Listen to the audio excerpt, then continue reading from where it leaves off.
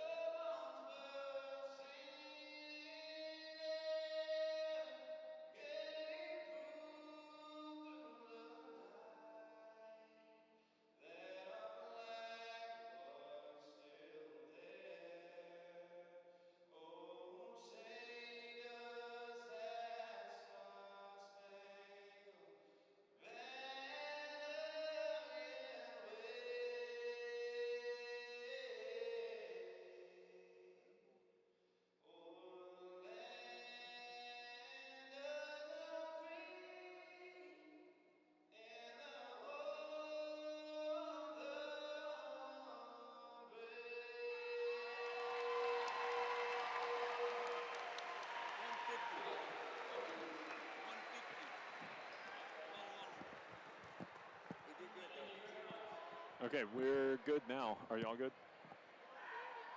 And now the starting lineups for visiting Creekwood Red Hawks. Number 10, Brianna Burgess. Number 11, Kendall Bryant. Number 31, Laura Nichols. Number 32, Abby Baker. And number 34, Alyssa Bennington. The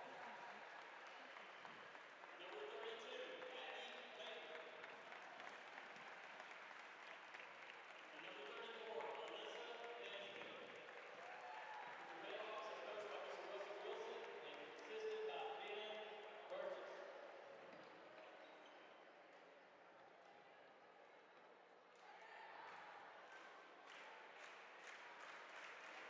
Does this need to be plugged in anywhere? No. And now the starting lineups for your Dickson County. I don't know. I'm just going to talk about the game.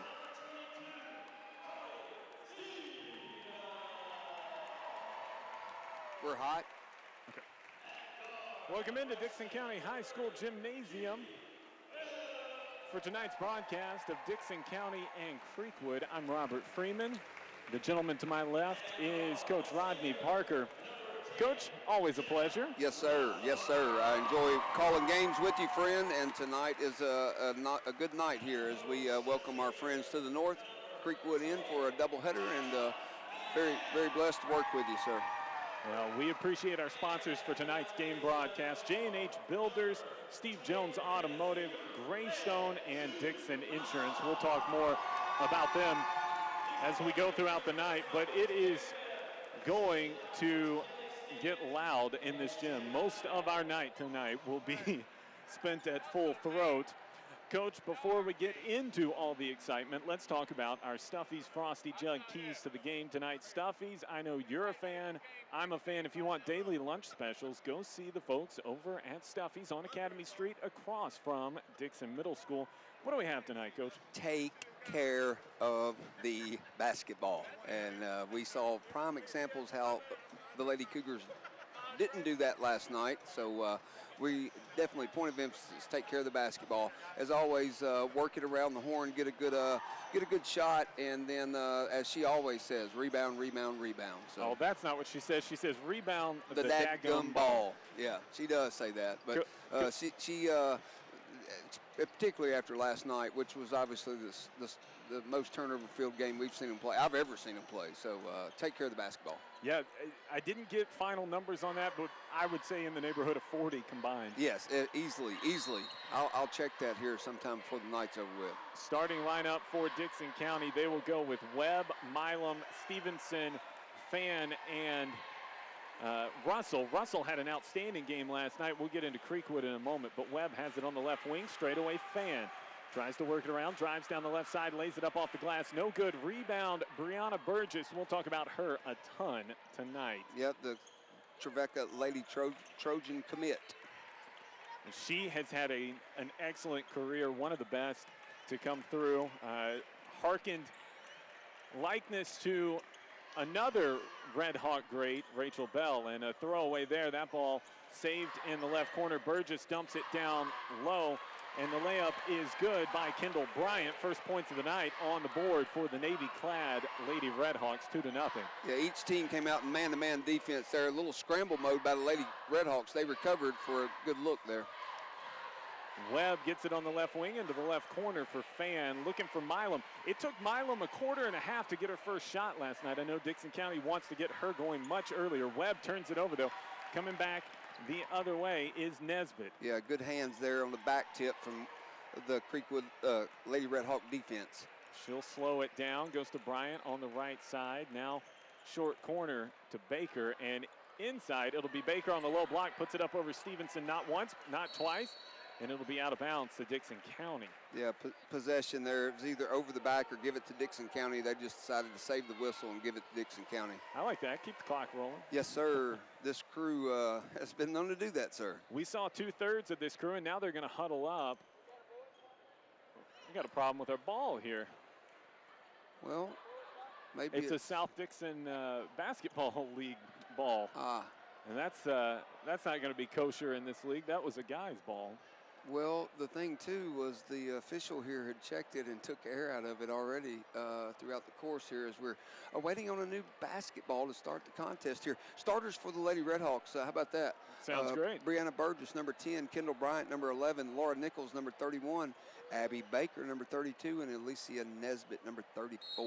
Nesbitt will be a surprise for a lot of folks. Maybe the least recognized name. She played big minutes last year, turned up big for him down the stretch as well. Dickson County moving left to right on your TV tonight. Yeah. Milam swings it around into the left corner. Fan, little head fake there, can't shoot. To Carly Stevenson, she doesn't want it that far out, but she's going to try and drive on Nesbitt. Scoop, she's going to be hacked. Yep, Nesbitt there, it's interesting. You talked about how she's played really well and maybe the least notarized of the five, but she's awfully athletic. Maybe yes. Maybe the most athletic of the five, as Stevenson's going to get a couple of Roxy Movie Theater free throws here. It's interesting, she drew the assignment on Stevenson, their five, and I guess she's technically their five, her or Baker, I'm not sure. First free throw is up and good. It's the first foul of the night. Nesbitt's first as well. Stevenson smooth from the line, but that one won't go, and Baker pulls the board. Here come the Lady Redhawks. Burgess walks them up. No true point for this Creekwood squad. You'll see all five at times bring the ball up. Yes, sir. And AC and Brianna playing summer league together, very familiar with each other's game. And they'll draw each other defensively tonight. Yes, sir. On the right wing, it's Nesbitt, now Bryant. We'll try to work with the two Nesbitts and not confuse folks. Nesbitt curls around a screen, drives in, kicks out left wing. It's Nesbitt, back up top to Burgess. They're not helping me. Burgess wants to drive down the left side, cut off, dumps off to Baker. Baker flips it up and good. 4-1, Lady Redhawks in front. That was through contact as well. Very easily could have been an and one opportunity there. Dickson County's got to get something going. Russell was a spark for them last night, but right now Stevenson to Milam. They swing it around right corner for Webb. Straightaway Fan. She wants to drive, draws a double, lots of contact, puts it off the side of the backboard. No good. Nesbitt wants to run, and she's got Nesbitt with her and puts it up in and good. Nichols, I apologize. Yep, Laura Nichols, nice athletic left-handed layup there. She is extremely athletic. Caught me trying to read that. On my chicken scratch? Yes, sir. I write fast. Russell cut off there. It's Milam. Head fake. Goes around Burgess into the paint through the contact. We're going to get a jump ball. Woo. Possession arrow favors Creekwood after Stevenson won the tip early. 4:47 to play here in our first quarter. 6-1. Lady Redhawks leading this one. Yeah, and AC took it to the hole there, but great job by Nichols tying her up with good hands. Nesbitt to Bryant. Milam got right in that passing lane, nearly knocked it away. Burgess saves it up top straight away. Yeah, Burgess is not necessarily looking to beat you off the dribble as much as stay in the flow of the offense, as Bryant's got 2 early buckets. Bryant hits it from the left elbow. It's 8-1 Dickson County. No made field goals and only a couple of shots so far for Dickson County. Yeah, see if they try to go inside, they lob it up. Stevenson puts it up short. Rebound tipped away to Burgess. Burgess wants to run. She's got Nichols. Nichols cut off by Fan. Good man-to-man there. Left corner, it's Nesbitt for 3. Too strong. Rebound, Keely Webb. And I'm not sure how fast we're going to want to try to run up and down with these girls clad in navy tonight, because they can get up and down the court. Webb cut off by Bryant. Bryant is an excellent defender. Yep. They'll go left side to Milam. Another case of, Coach, we're now more than halfway through the first quarter. No shots for AC. Yeah, or for the Lady Cougars in that respect. Got a couple of drive and layup attempts by Fan, and that's it. And there is Milam right on cue. 3-pointer and air ball. Rebound, Bryant. Bryant's got 2 Lady Redhawks out in front. They'll get it to Nesbitt. Left side, right hand, no good. Rebound, Baker puts it up and good. Timeout, Dickson County. We'll keep it right here. 30-second timeout. Want to tell you about our sponsor tonight, Greystone Golf Course. Coach, I know you're a bit of a scratch golfer. Whew, yeah. Scratch myself on the head saying, how did the ball go that far right? How about that, or that far left? It's that baseball swing you were gifted with, but if you want to play a professional course in Dickson County, none better, and really none better in the mid-state than Greystone on Highway 70, just past First Baptist if you're coming from Dickson, just past Montgomery Bell if you're coming from the White Bluff area. Fantastic course, well-maintained, great group of people over there. Oh.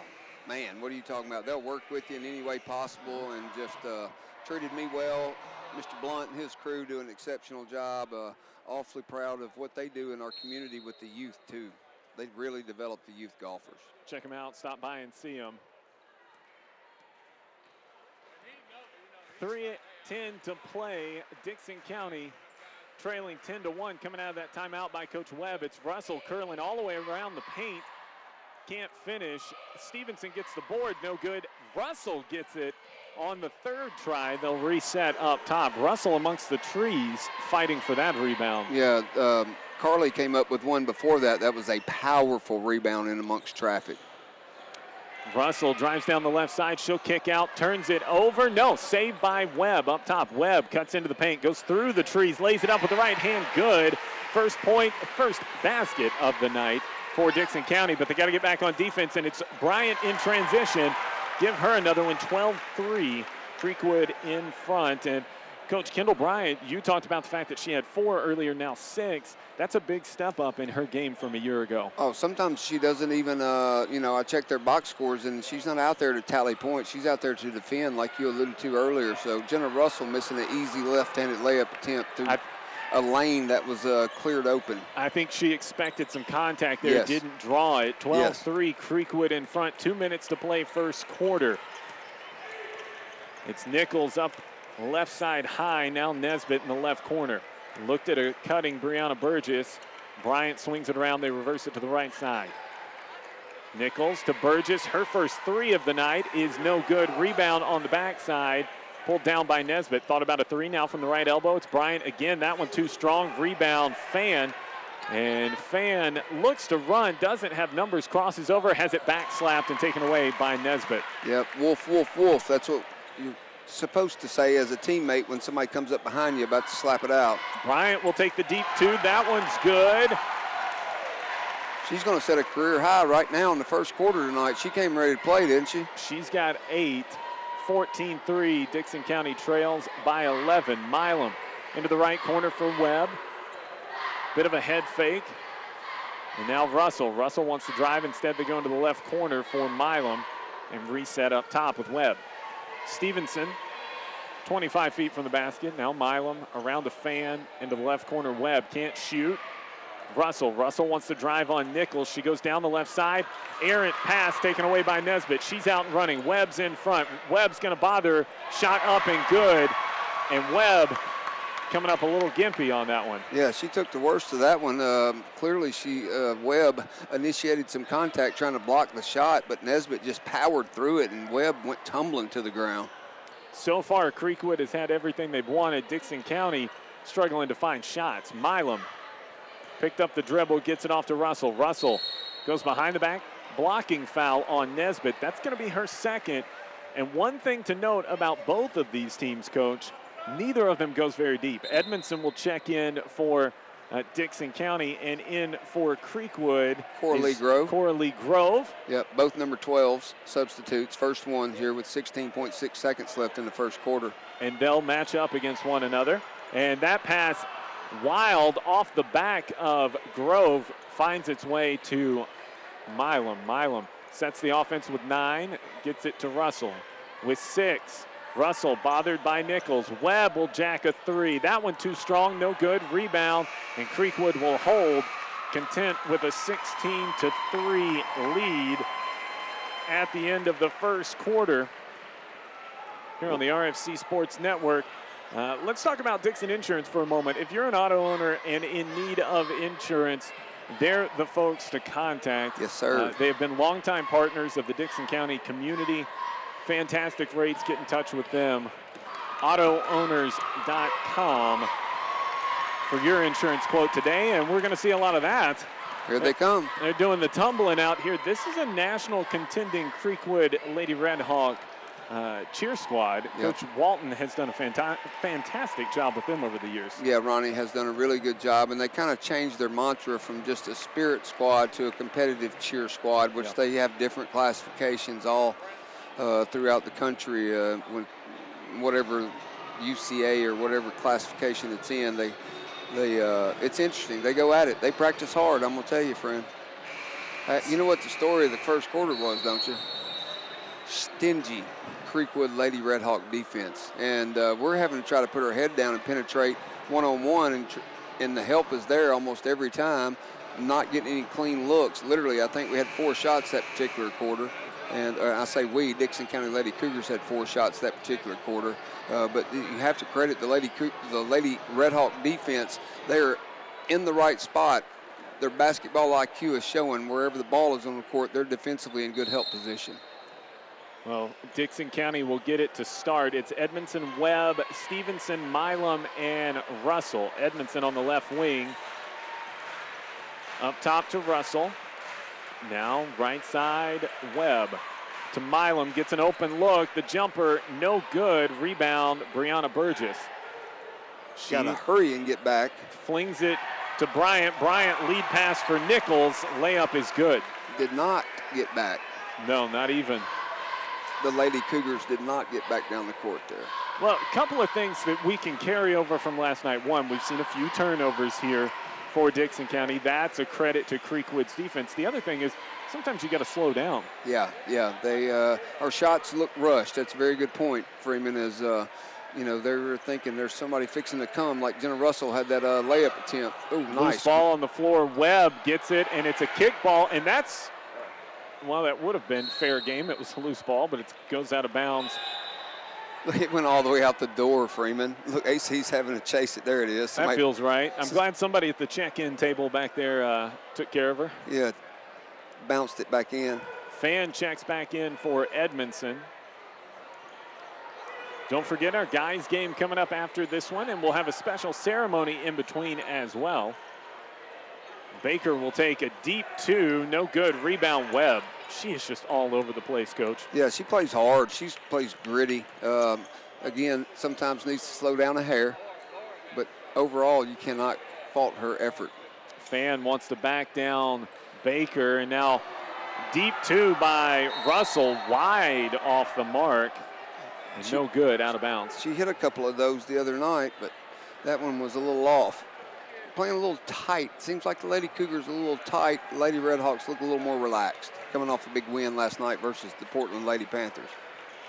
Huge start to district season for both of these teams last night. Nesbitt no good from 3. Rebound tipped around, comes off to Bryant, and now Burgess with the layup and 1. Yeah, what the Lady Redhawks do really well is they got Stevenson for the foul there, is they pass off their cutters as well as any high school girls team I've seen in quite some time. This group, as the and 1 free throw is good for Burgess, this group has played a lot of minutes together over the years. Made a run to Murfreesboro last year. You never want to guarantee anything, but if there's a group that has felt like a guarantee, as Stevenson will put that one up. It got through somehow and is good. 21-5 now, Dickson County trails. But Creekwood feels like almost a lock to go back to Murfreesboro. As Burgess puts that up through contact, no good. Rebound Stevenson. Excellent test for the Lady Cougars. Yeah, I think somewhere in 5th to 7th ranked in the state in their classification, which is 3A. Jada Fan going hard. Drives in, ton of contact, no call. Burgess wants to run again. She's got Nichols, too strong, and Coach Webb will make a play. Yeah, exceptional competition for a friendly Saturday night in Dickson County High School gym. Let's bring one of the state's best teams in here and let's rock it. And Coach Webb talked about that last night, though. When you play in a, let's say, down district, that's a big test for them if they're going to go into the postseason. Great work to free herself up by Carly Stevenson. She puts that one up off the backboard and good. Give her back-to-back buckets. It's 21-7. Well, the Dickson County Lady Cougars are going to get back in this thing by playing a little better defense, as Bryant off on that jumper. Rattles out, but she tracks down her own board. There's an example. You got to rebound after a missed shot like that and give yourselves a chance to score. Down low, they get it to Baker, bouncing around, goes around Stevenson, up and good, 23-7. Yeah, that was really nice footwork by my church friend, Miss Abby Baker there, as she showed it one way and had a nice reverse pivot to make an easy attempt out of that layup. You know, the biggest difference I see tonight versus last night, Coach, for Dickson County, the length and athleticism of Creekwood is on a different level than what they saw defensively last night. Yes, and also their positioning wherever the ball is on the court. And there's an layup is good. Burgess picks up the foul. Milam will go to the line to cut into this lead. Yeah, need AC to get going here and get some confidence. Her teammates need to look for a little bit more, and I think quite honestly as well, she needs to look to pull the trigger a little bit more. A couple of 3 balls she's quite capable of hitting. She's had a look at, but she passed it around. Free throw, rattles out, no good. Fan and Nesbitt fighting for it, but they'll say it's off of Fan. Okay. Nesbitt dribbled that basketball.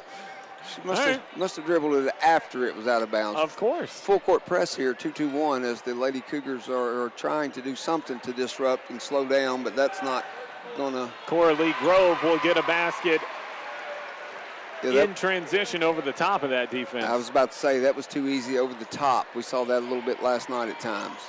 Webb tries to penetrate, cut off by Bryant. Errant pass taken away by Grove. Grove to Burgess. And Burgess looks down court. Nothing there, so now Nesbitt will set up the offense. Yeah, and they are constantly cutting, moving, and their offensive teammates have their eyes open looking for that cutter. Nesbitt offline with the 3. Rebound taken by Russell. Russell wants to push. Now she'll back it up a little bit. Milam called for the ball. No good way to get it to her. It's Stevenson to Milam. Yeah, I think she could pull that right there. I think you're right.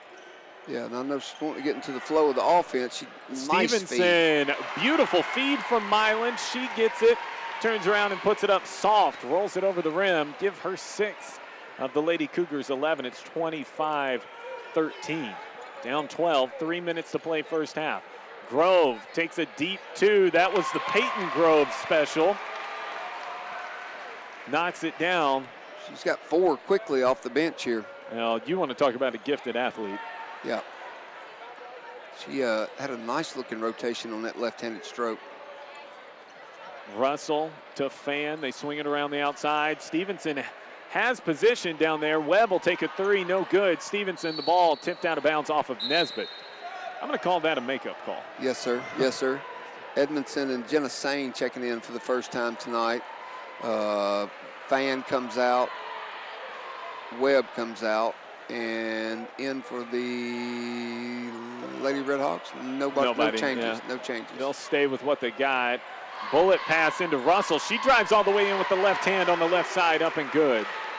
Yeah, nice attack mode right there by Russell. She's relentless in her attack. Whether she gets stopped or not, she goes at it. Nichols thought about the 3. Now it's Burgess. She'll take the 3 way downtown. No good. Grove with a aggressive rebound, and Burgess puts it back up. No good. Rebound, Milam.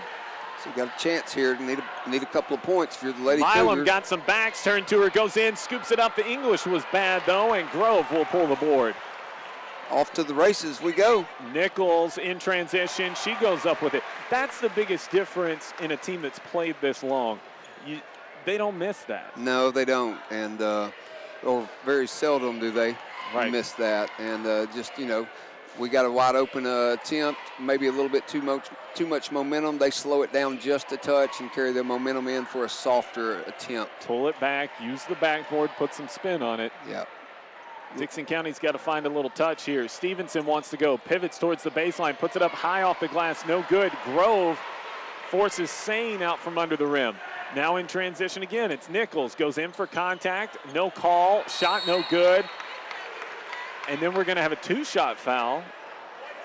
Yeah, that foul on Russell, despite the over the back there by Baker. That was my initial thought. If you call it over the back, we're not going to have a shooting foul. But nonetheless, Baker bears the first one. She's had a good start. She's got 7. So you're sitting here, and Nichols got 6, and Burgess has got 9. They're not even close to being in the top 2 or 3 leading scorers right now. Baker hits the second, 31-13. We got mirrors on the board with 1:27 to play first quarter. Yeah, nice. Or first half. Nice stroke there by Baker in the free throw attempt. Fan goes left side to Webb. Webb, the deep 3, buckets. Needed that one big time.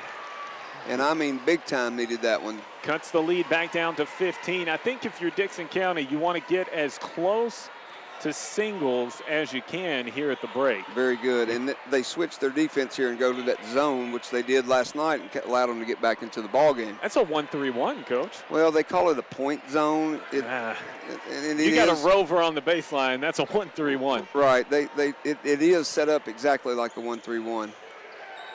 Burgess takes a look at it.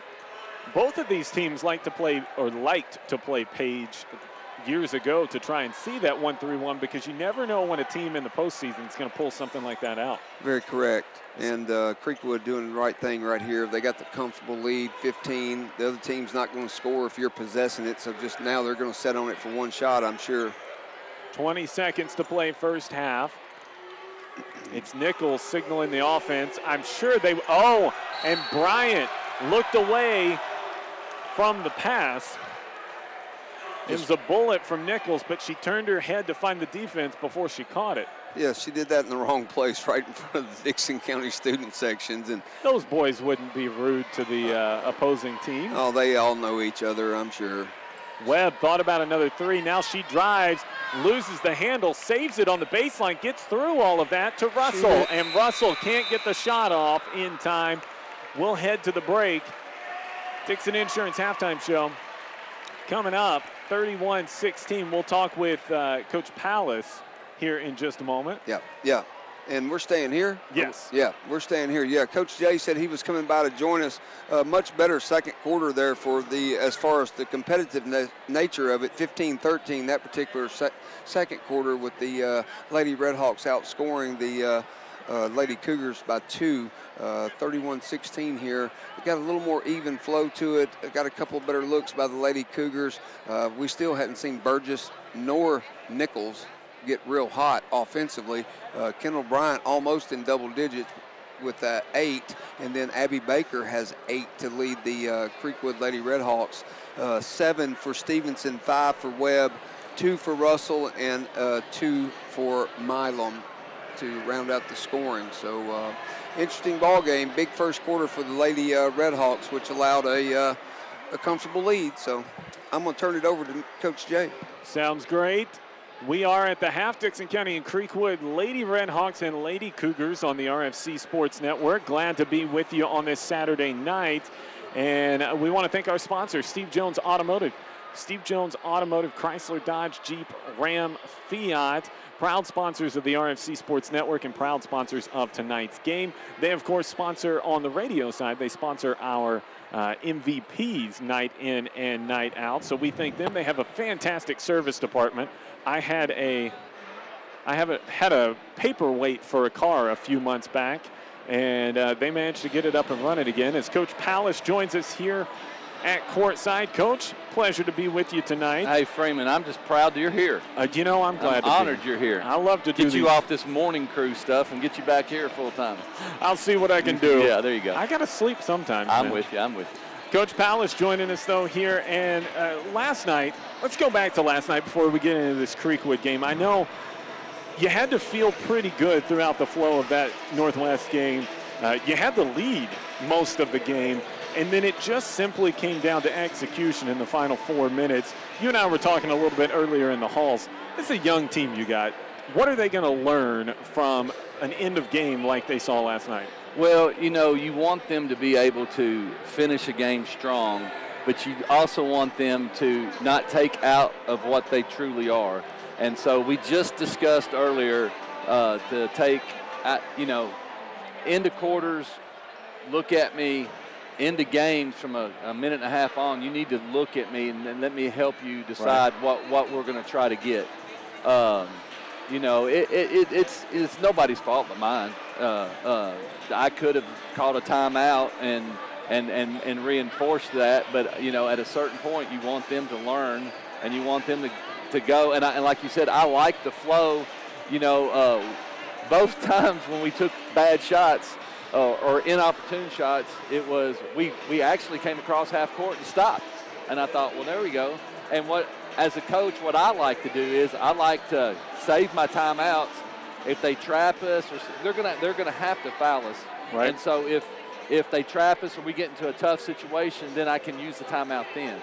And so maybe I should have used the timeout right from the get-go. Sure. But you know, hindsight's 20/20. We were playing without Graham Peeler. Isaiah's about 70%, even though he had the dunk to start the game with. And I'm like, oh, prolific. The ankle's great. But, you know, it was one of those deals where we played well. We played hard. They let us play. And, we came out on the short end of the stick. And I keep telling everybody, and I'm sure they're tired of hearing it, but as soon as we win one of these games, we'll be a different team. I think that's true. There's some confidence that comes. Everything's better when you're winning. Oh, of course. Let's put it that way. Now, coming into tonight's game, this was a tight contest when you were over at their place. Walk us through a little bit of what this Creekwood team does and how you guys are adjusting to them tonight. Well, I think they have the best player on the court, and number one, I do good with my kids' names. Ford, yes. Jamison Ford. And no disrespect, I know it. I've told my kids, watch out for one and Ford. But, so we know they got him. The thing that impresses me, well, first of all, they're such well coached with Coach Taylor. And but it's how hard they play and how fundamentally sound they are. Last time they stopped us from running, we haven't had a game in the 40s. And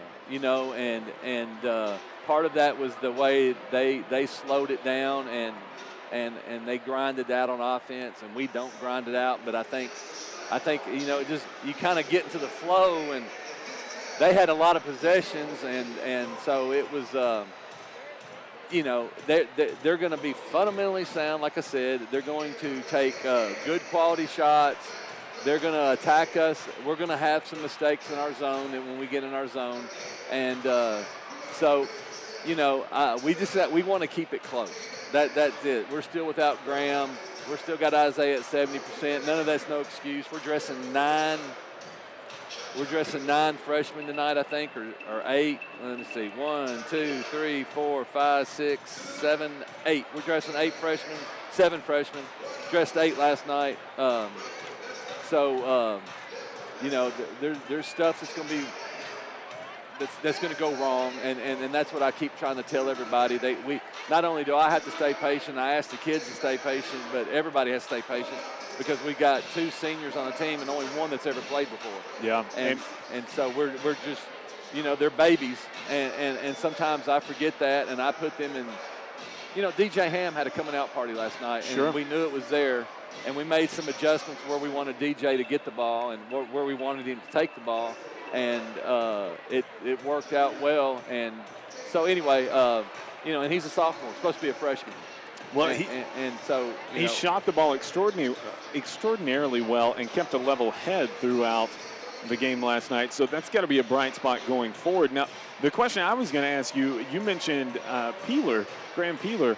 What is the prognosis on his return at this point? He goes back to the doctor, the orthopedic. He goes back on the 9th or 10th, this Monday or Tuesday, and we'll have a better idea then.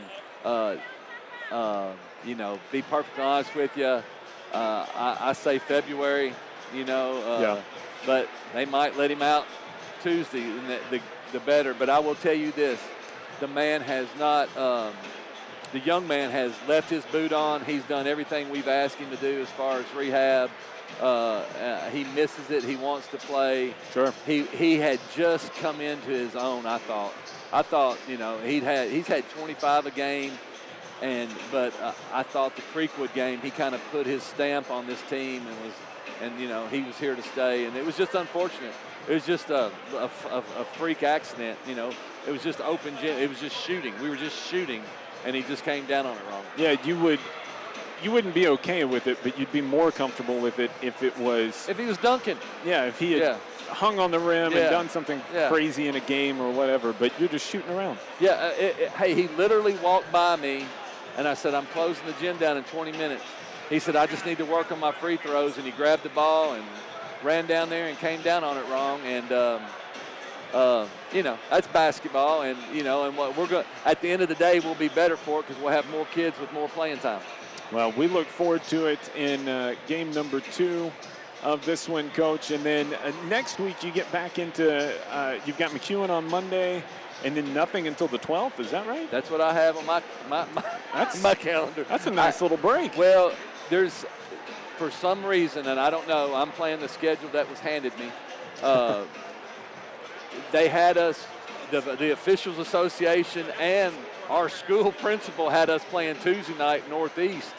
And Coach Webb and I like, we're not playing Northeast on Tuesday night. And Northeast they're playing Northwest on Tuesday night. So I don't know where that went, but yes. And we're getting in the district mix a little bit. And hopefully we can make the Waverly game up and go from there because, you know, we were a little rusty at Rossview. And, you know, you can't skip that long, even though we practiced and we played a little tournament amongst ourselves and that kind of stuff. But anyway, yeah, that's our schedule. There's nothing quite like this district setup. We haven't seen this in the past with what you have. Just 6 district games. There's 3 opponents. Right.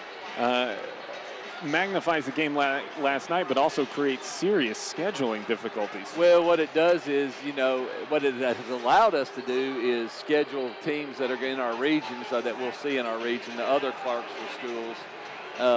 But you're exactly right. I didn't make the schedule, and I know it was probably difficult to find opponents because everybody else is starting. Some of these people are playing their district games, you know, before Christmas, and we didn't do it till last night. And yeah, I mean, it puts you in a pickle. I mean, sure.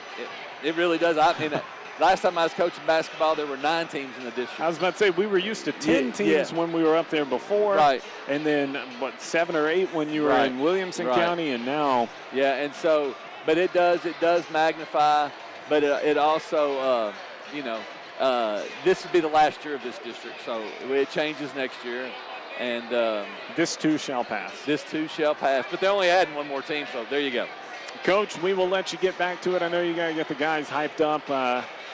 And let's take a real quick moment. There's a ceremony going on between games. We've got some folks going into the Hall of Fame. Yeah, we've got, it's our Educator Hall of Fame. We've got Bob Bobian, Ed Littleton, Cindy Freeman, and one more, Bob Bobian, Cindy Freeman. I did the same thing earlier. Ed Littleton, Charles Keel, Coach Keel. So that'll be a lot of fun. If you're out and you're listening and you want to come see the ceremony, of course, we'll be broadcasting it as well on the Cougar Nation Network and the RFC Sports Network. So come by and see.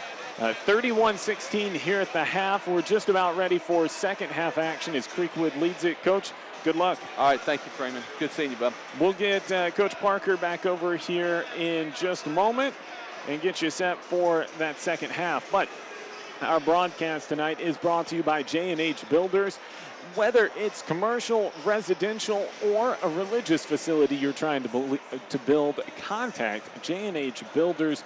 They want to help you out. They've got a fantastic resume. They built the TriStar Bank facility in Charlotte, so that's a testament to what they'll do. J&H Builders, check them out online.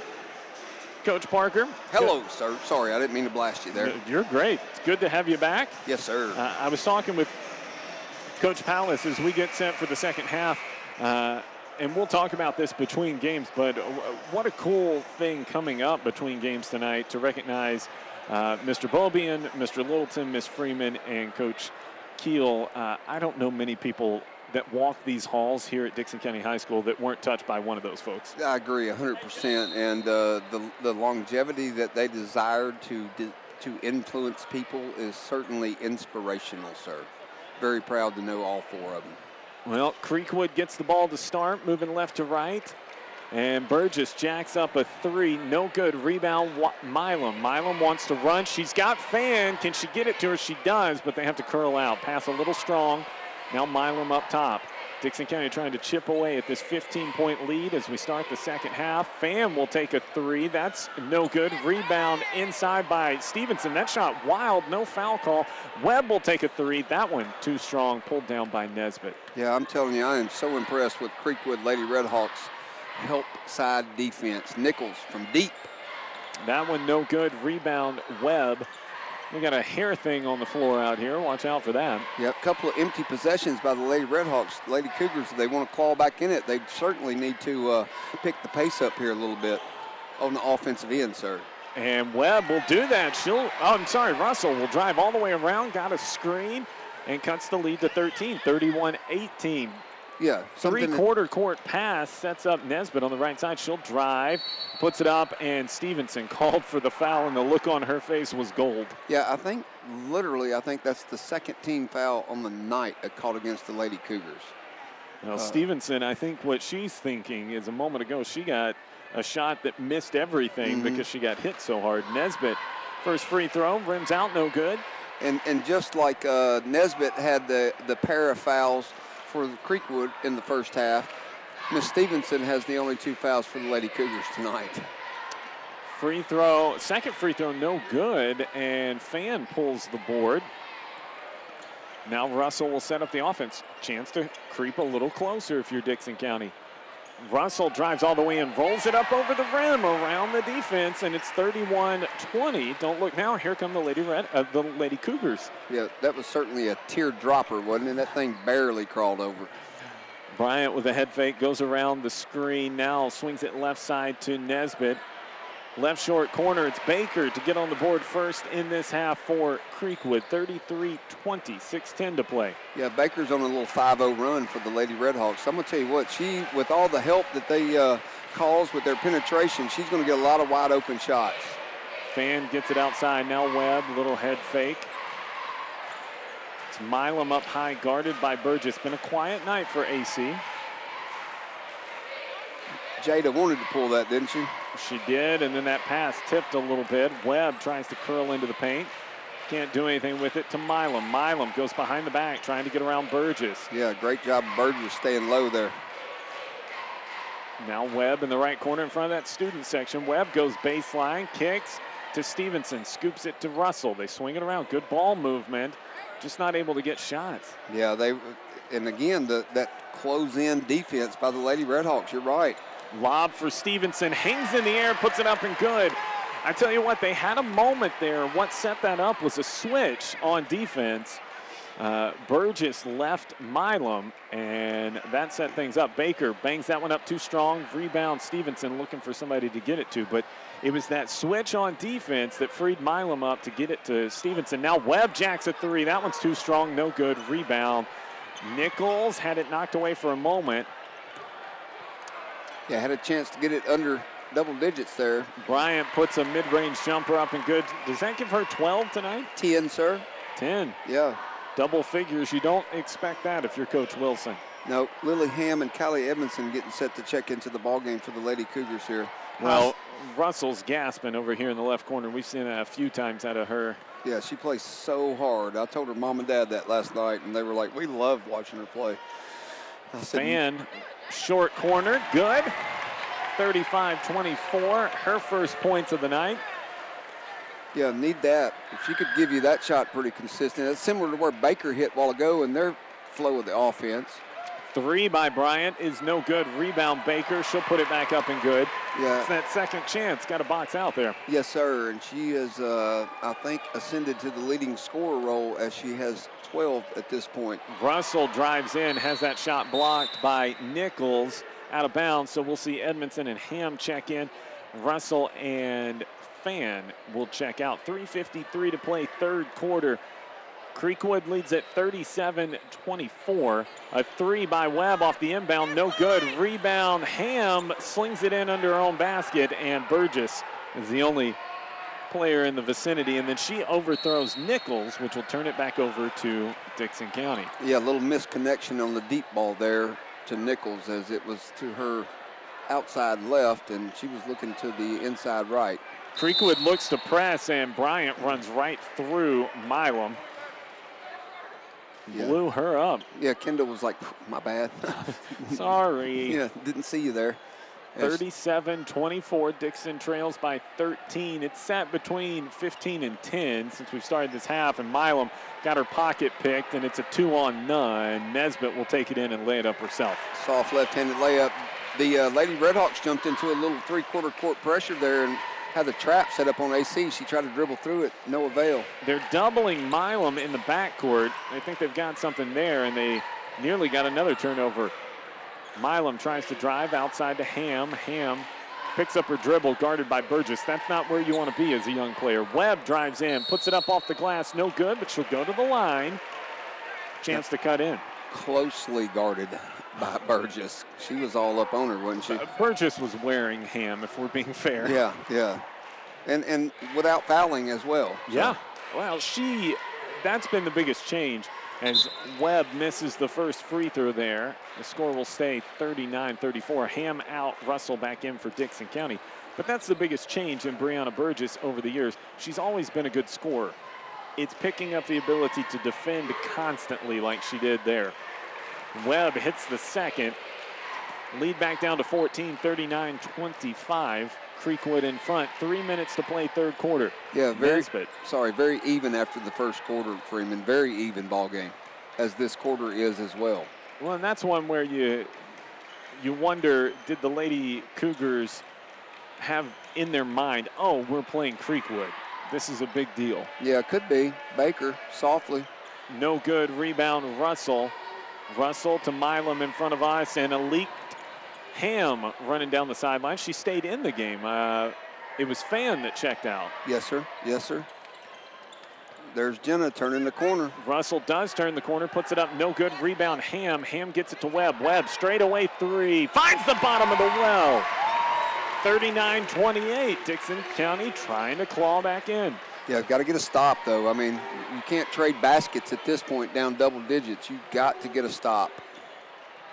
And, of course, that's not saying we're at the end of the game, just here at the end of the third quarter. If you're trying to get a little momentum, get this thing under double digits. 2 minutes to go in the third. Bryant, step back three, no good. Rebound, Webb. Got that chance again, second time this quarter for a cut it under 10. Webb wants to do it herself. Now she'll back it out. Has it knocked away by Bryant. That's the thing about this Creekwood defense, truly, is at the top, they're as good as anybody defensively. Bryant and Burgess make it impossible sometimes. Yeah, and the strength. Oh, bad pass by Milam. Stevenson wasn't home. Miscommunication there, and Burgess wants to get out and run. Now Nesbitt into the paint, goes around. Stevenson slings it up. I don't know how she got that to go. 41-38. Yeah, and there you have a chance to cut it to less than 10, and it goes right back to 13 with another turnover from the floated pass. Nichols, easy bucket. And from 11 all the way back to 15 that fast. Yeah, and that's what's kind of, and they jump in this press again here, giving us trouble. Milam is the press break to Ham. Ham backs it out and resets. It's Webb up top. Webb had a big shot a moment ago. Russell picks up her dribble, pass tapped, but saved by Milam. Now Russell to Webb on the left side. Lobs it down low. That's not there, and it's out of bounds. And Coach Webb looks at Keeley Webb and says, what are we doing? We've got time. Move the ball around. Yeah, they try to force the last couple of possessions down to Stevenson, which is a good game plan. We want to get it inside, but we want to get it inside when it's a clear pass that we can complete. And a turnover by Milam. Yeah, turning it over. Nesbitt cut off by Ham, and she'll be fouled. I think that's going to be on Milam as Nesbitt bought it on that one. Yeah, she went for the back tip there and tripped her up as well. Unintentional, but seemed like a hard foul. But I think Nesbitt's been on the floor a little harder than that on her own accord, diving for balls. She has? Yeah, she's an athlete, man. I'm telling you. She's fun to watch.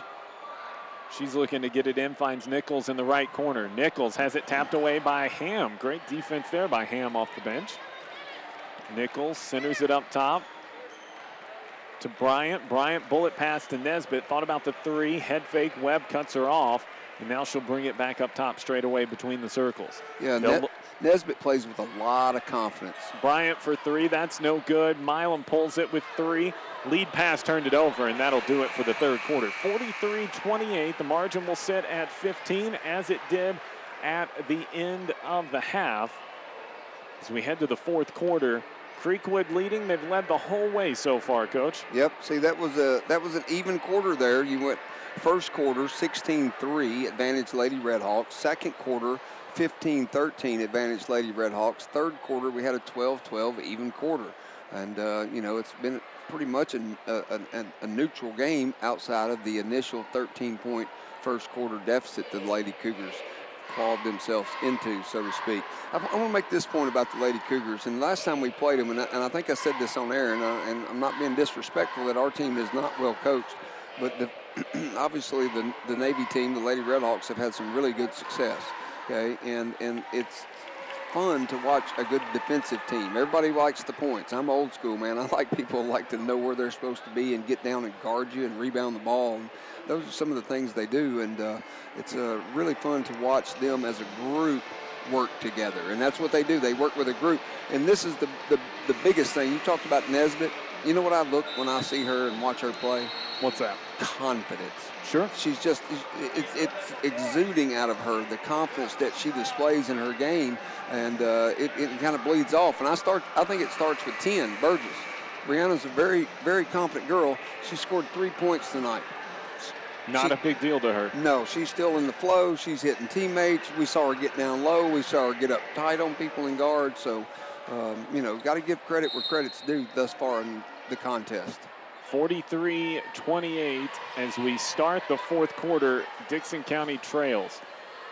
A little bit different look on the floor will be Stevenson, Ham, Russell, Milam, and Webb. Ham's earned her minutes. She had some phenomenal defense, but more importantly, she's provided some relief.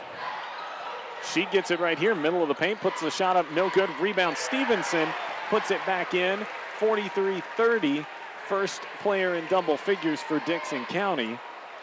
as you mentioned, Abby Baker leads all scorers. She's got a dozen. Yeah, and they went to a little different approach and spread it out, as Ham almost has the knockaway in the steal there, but they really spread them out and got some penetration by Russell on a nice behind-the-back move to set that up. Patience here by the Lady Redhawks, no surprise, with the lead. Nesbitt jacks a three from the right corner. That one short, no good. Rebound Bryant, and a timeout, Coach Wilson. It's going to be a 30-second timeout, which will give me time to tell you about our friends at Steve Jones Automotive. I talk about it all the time, their service department. But more importantly, Coach, some of us are in the market for a new car, and they carry everything from Chrysler, Dodge, Jeep, Ram, and of course, Fiat. And you need that new car smell. I heard somebody say one time, the easiest way to sell a car is remind someone that their car smells like French fries and farts. Yeah, and this one doesn't. This one does not. It smells like new car. The leather's not all crinkled up. The cushion is still there, and that seat warms up when it's 30 degrees outside for you. And feels good. It does. We've got one that starts on its own, and I love it. Go see the fine folks at Steve Jones Automotive on Highway 46, just past the interstate, proud sponsors of the RFC Sports Network. Creekwood gets it in off the timeout. And Burgess finds Bryant. Defense extended from Dickson County. They need to take a couple of gambles here if they're going to get back in it trailing 43-30. Yeah, and you saw Ham come close a couple of times, as there she is again overplaying against Nichols. That's a good athletic matchup between two young ladies. Burgess drives down the right side, blocked by Stevenson. Somehow kept it in bounds. And they'll call a foul on the putback by Baker. Yeah, they got Webb there on the putback, but that was a nice block by Stevenson. Burgess ran out of real estate. She was either going to run out of bounds, but she had to try to flip it up at the very end, and Stevenson met it at the peak, highballed it, as they say, and rejected it well. I don't know how they kept it in bounds. Baker hits the first, and now the second. Give her 14 on the night, 45-30. Creekwood in front, 6.5 minutes to play in game number one tonight. The boys will be coming up next. Did you get any info on the halftime show here? Or are they introducing them? Should be normal. Okay. We'll have the ceremony, but time-wise, it'll be normal. Russell drives in. Russell goes around, I think that was Nichols, and lays it out, 45-32. Yeah, Jenna doesn't play by the scoreboard. She plays by opportunity as she gets a knockaway there. It'll stay with Creekwood. Just about come up with a steal there. And her opportunity is I have a chance to play, so I'm going to play as hard as I can until I can't breathe anymore. Nothing about Russell will jump off the stat sheet for you or jump off the page for you when you look at her, but she does everything well and she does everything right. Yes, and hard. She plays so hard. Nichols, now Bryant. Bryant had a look at Nesbitt. Instead, it's Burgess cutting into the paint. No good. Rebound, Russell. Yeah, that was 5:35 to play fourth quarter. Chance to trim this 13-point lead for Dickson County. Nice three ball from somebody would be good here for the Lady Cougars. If you want one of those, you probably need to free up Webb or Milam. Webb called for it in this left corner, still calling for it. Burgess cuts her off, but no, she'll take it anyway. Short, no good. Rebound, Ham. Ham to Milam. Milam takes the deep three. That finds the bottom of the net. 45-35. Dickson County crawls back to within 10. Bryant on the other end quickly. Now it's, I couldn't tell if that was Baker or Nichols, but the shot's no good. We've got a foul. I think it's Nichols for sure. They got Stevenson. That's going to be her third. That's going to be the team's second of the of the half. Team's fourth. Oh yeah, fourth. Sorry. 2 on the Lady Redhawks, 4 on the Lady Cougars as Nichols buries the first free throw. She hits the front end. She'll have one more trying for double figures here and to get that lead back up to 12. Second one good as well. Give her 10 on the night. Laura Nichols with 10. Baker has 14. Bryant has 10. Ham will bring it up for Dickson County. Now Webb to Stevenson. Stevenson, oh, Milam had to cut to the basket there. Instead, Stevenson will take it, roll it up, and one. She went right at the heart of Abby Baker. And Carly's going to win that battle more often than not. Yeah, and she turned around. She looked for a cutter, Nobody there. She turned around. Nobody picked her up. Hey, let me go hard to the hole. It's a good thing. Trust me, ladies. It's a good thing. Free throw in. Down to 9, 47-38. Got to have a stop. Lady Cougars figuring some things out. 4:45 to play, fourth quarter. Extending that defense. Milam all over Nichols. That's a matchup you'd love. Nesbitt now is doubled in the paint, pushed into the corner, and they get it to Burgess on the left side. Now Bryant high to Baker. Inside Burgess. Burgess scoops it up on the rim and good. Yeah, see, Baker very easily could have took that 10-footer. She done knocked it down a couple of times, but instead she was really patient, and that's a steal. Nope. Russell, it's saved by Webb. Webb to Stevenson. Stevenson spins into the paint, up through the contact, good. Carly Stevenson trying to take this game over. Big save by Webb on this sideline. It's 49-40, midpoint of the fourth quarter. Nichols up top. Guarded by Milam, cut off by Ham. Baker into the corner. Burgess for three, no good. Rebound, Stevenson. Oh, high for the rebound, too. Went over two Lady Redhawks. Now Russell to Stevenson. I'd love to see another look for Carly. Webb's posted up on Bryant. Yeah, she'll take it in there. She knows how to score from inside. 3:35 to play, fourth quarter. Dickson County trailing by 9, as close as they've been since the first. It's Milam inside, no, taken away by Nesbitt. Telegraphed the pass. Yeah, she threw it with the left hand, and she needed to be on the right side of her. Nobody got back on Baker. She walked, no call. She traveled, jump ball. Possession arrow favors Creekwood.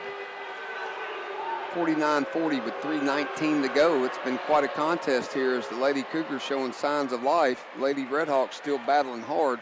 Baseline inbound for Nesbitt, gets it into Baker. Back to Nesbitt in the right corner, 3:15 to play. Burgess, wide open three. Not a good idea. Yeah, they got a down screen for Baker, blocked out on that baseline. And that puts the lead back up to 12. Milam to Russell. Russell's good. Yep, the pace is quickened. I think the Lady Cougars like it. Nesbitt blown up by Jenna Russell. Yeah, good foul. Good foul. Don't give up the easy layup. Nesbitt missed 2 free throws a while ago. She went for the ball. It was definitely a rough and tumble foul there, but good, clean basketball play. She wasn't going to make the shot was the point. Yeah. You might go to the line, but you're not getting the free one. Exactly. Nesbitt, good on the first one. And you know, just based on what you've seen, you want to take your chances with her at the stripe compared to shooting a wide open layup. Second one by Nesbitt, good. 54-42, Dickson County back down by 12, under 3 to play. Yeah. Ham has played huge minutes. Stevenson now driving on Baker. Lobs it for Webb. Webb saves it on the left corner. Webb backs it out now to Milam straight away at the center court circle. 2:35 to play. Yeah, they've really extended their offense, opened up a few driving lanes. Speaking of, Milam drives in, and she's going to pick up the foul on Burgess. That was close, Coach. Yeah. That chicken wing got out there a little bit. Yeah, their team fourth. I think that's Brianna's first, or second, sorry. Her second, team's fourth. Neither team will likely get to the bonus at this pace. 2:25 to go. Oh, my and they'll goodness. call a 5-second? No, oh, they no, called a foul on Stevenson. That's her fourth with 2:25 to play. Yeah, it was an accidental contact. Carly was cutting one way in the play. Brianna was going out. She wasn't even trying to set a screen right there. It's just incidental contact. They both try to keep pushing their bodies through it, and it ended up being for the worse for Burgess. Yeah, ticky-tack right there, and at a crucial moment, 2:20 to play fourth quarter. I'm agreeing with you, sir. Bryant to Nesbitt. Nesbitt goes in, gets it to Baker. Baker has her shot blocked by Russell. Loose ball, still loose on the floor. Burgess comes out of there with it. That's a great play by Russell, just no one there to capitalize. Now Nichols to Burgess, to Nichols. They're going to play keep away a bit. Right corner, it's Nesbitt. Nesbitt doubled there, dribbles out of it. Confidently as well. Nichols thought about the three, has her pass tipped away. Burgess to Baker, left side Nesbitt. She'll take the wide open three, short, no good. Rebound Baker, puts it up and good. That might be the death nail there. Yeah, Baker has played well tonight. And the inbound knocked out of bounds by Creekwood. And a timeout, Coach Webb. She's going to take a full timeout. She tells her girls, let's go have a seat. 1:36 to go in the fourth quarter. Our broadcast tonight brought to you by J&H Builders, Greystone Golf Course, Dickson Insurance, your local auto owner's insurance partner, and Steve Jones Automotive on Highway 46. Big thanks to all our sponsors tonight, as always, for bringing you Dickson County Athletics. And Coach, in this one, certainly a nice run in the middle of that fourth quarter by Dickson County, but Creekwood just a little more than Dickson County can handle at this point. Well, early in the game of basketball, you got to answer. And early we didn't answer them at all because of the 16-3 deficit in the first quarter. But since then, we've answered each and every time. And again, had it interesting there, had it down to 9 with possession and a chance to cut it to 6. And then that ugliest word in basketball appeared, turnover, and squelched the opportunity. Lady Redhawks answer back on their own, and have extended, well, kept the lead here between 12 and 14 the last couple of minutes. The biggest thing with this Creekwood squad is they seldom do it to themselves. Yes. That's the big thing. Yeah, not a lot self-inflicted. They're going to call a foul there on Nesbitt. I think that's going to be her third. Team's fifth. And we might get some bonus free throws before this is over. 1:33 to play. Still in a full court press as well. Russell walks it up. Now Webb. Webb drives into the corner to Stevenson. Stevenson with 4 fouls. She'll put it up. It won't go, and Baker will pick up a foul. Carly will go to the line for a pair. Yeah, that's the team 6th.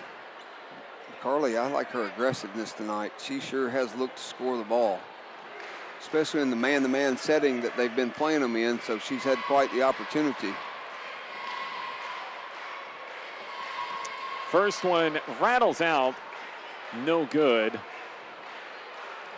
Yeah, I thought that one was fixing to drop. I about made the, oh, hey, that's good. Oh, no, it didn't go down. 1:22 to play. One more for Stevenson.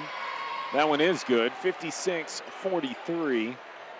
Carly's got 16 tonight. Burgess pushing it to Bryant. Bryant having a career night. Back to Burgess. Now Nesbitt. Left side Baker.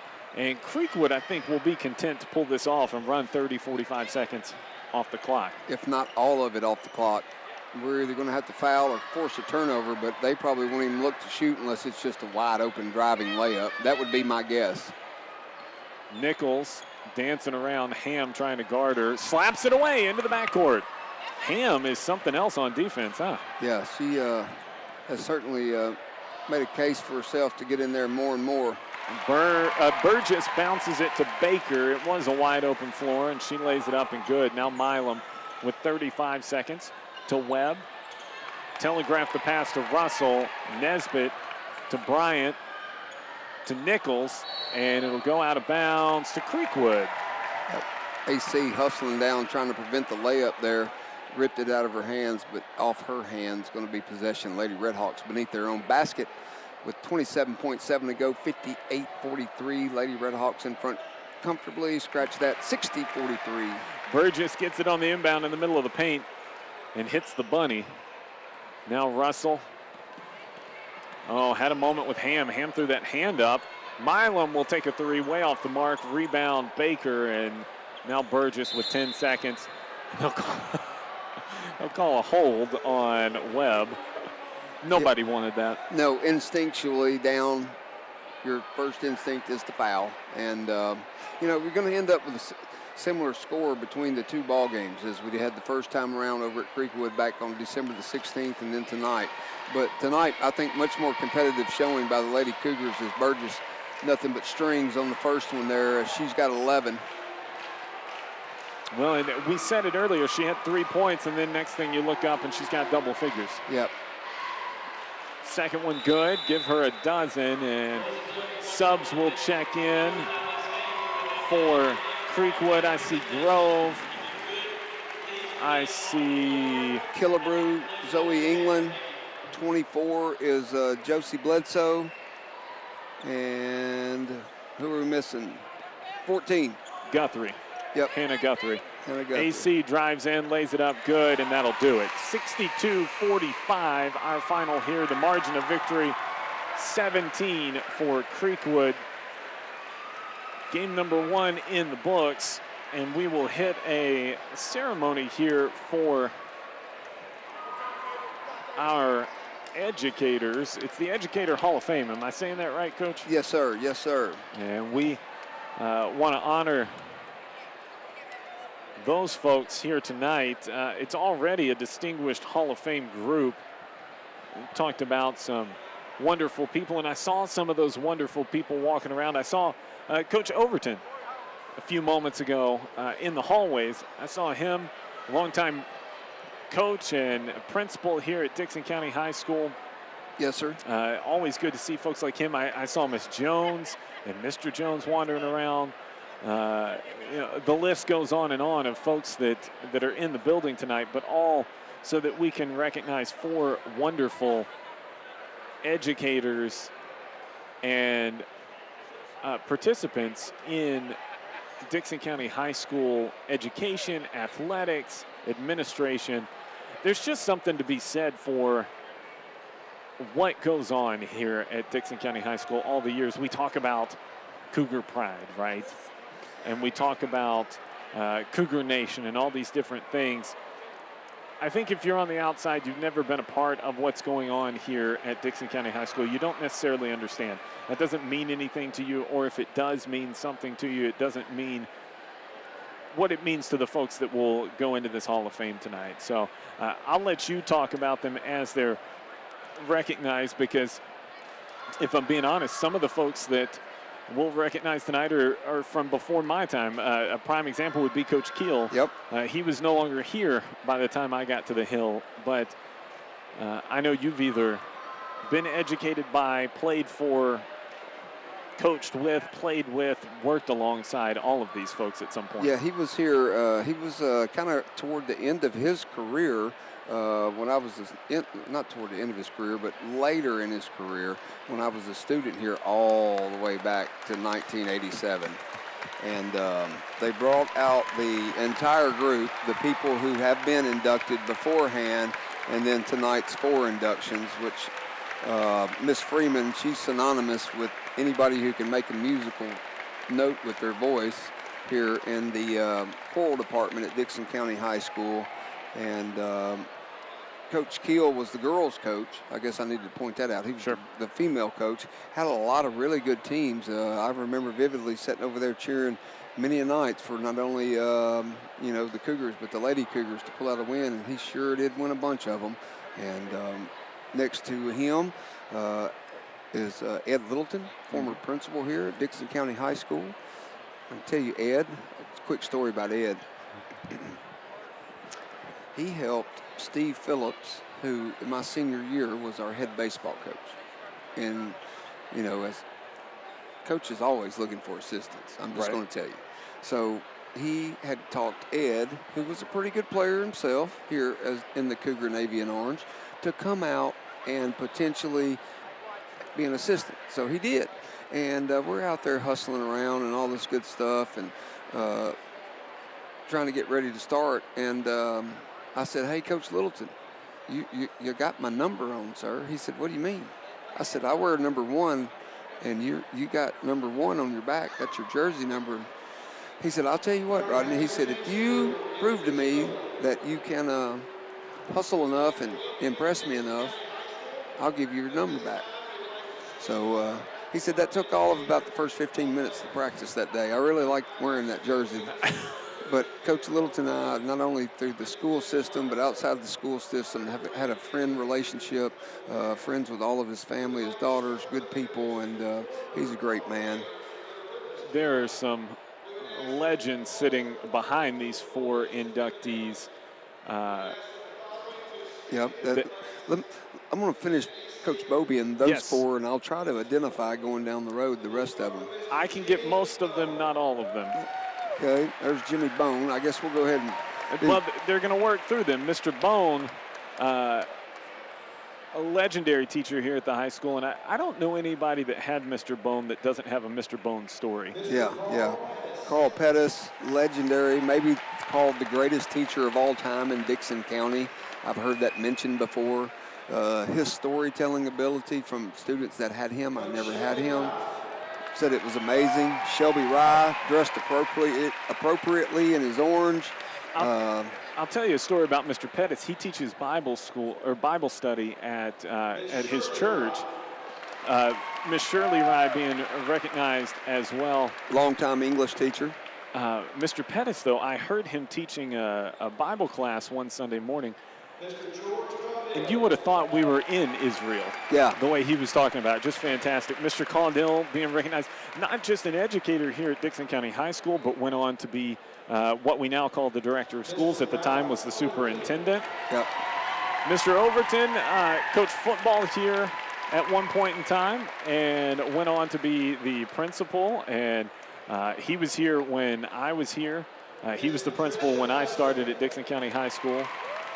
Love that man. Yes, Miss Patricia Hudson, she has retired, got on the school board, did a duty down there, still active in the community. Obviously a wonderful art teacher. Dickie Jones. Mr. Richard Jones, who for most of us was the voice of Friday Night Football. Whether you went to Dickson County High School or Creekwood, Yes, sir. There was nothing quite like hearing a football game on either hill with Mr. Jones at the microphone. And then his wife, and someone that is truly near and dear to my heart, is Miss Janie Jones, longtime educator here at Dickson County, and then the first principal of Creekwood High School. And just a wonderfully sweet couple there. Coach Eve Hamilton, one of the kindest humans you will ever meet. Yeah, I agree. Let me bounce back to Janie and Yes. and Mr. Richard Jones. I think they have 84 years combined teaching experience. That's longer than I got attention span, I can tell you that. And then Mr. Fuzzle as well on the far end down there. There's a reason this is the Hall of Fame. Yes. If you're listening to us and you went to Dickson County High School or you've been a part of Dickson County education, you know these men and women for better. You're better because you knew them. Well, Bob Bobian was the only one that we did not discuss a while ago. Correct. And Coach Bobian, as most everybody knows him, as he's surrounded by the dance team and going to get his picture made with some of Dickson County's finest there. But I think he is in his 42nd year coaching football. He's still active on with his son at Donaldson Christian Academy, Brian. So he has not stopped. He drives from here to Donaldson Christian every day when they practice. Miss Cindy Freeman, we've already talked about her, but if you could sing a lick, she would get it out of you. And I enjoyed, as much as anything, Miss Freeman's spirit every time I've been around her. Love you more. Yeah. That's it, buddy. Love you more. There it is. Coach Keel, we talked about him earlier as well, a legend as a coach in this community. Think about the number of Lady Cougar victories that are on the floor right now between Coach Keel and Coach Hamilton. Oh, my goodness. Amazing. I did not put that synopsis together in my mind, but you are exactly correct. I'd venture to say closer to 1,500 than it would be to 1,000. I don't remember, as Mr. Littleton, Coach Littleton, Principal Littleton is recognized here as well. I don't remember the number when Coach Eve retired. I know she passed Coach Keel, but what a phenomenal career they both had. And a round of applause for these folks that are being recognized tonight. They really are the best of what it means to educate at Dickson County High School in our Dickson County community, all of them. If you know them, I said it before, if you know them, you're better because of it. If you learn from them, my gosh, what a gift that was to you. And I think for the educators, there are a lot of educators at our game tonight, a lot of younger educators than the folks that were on the floor.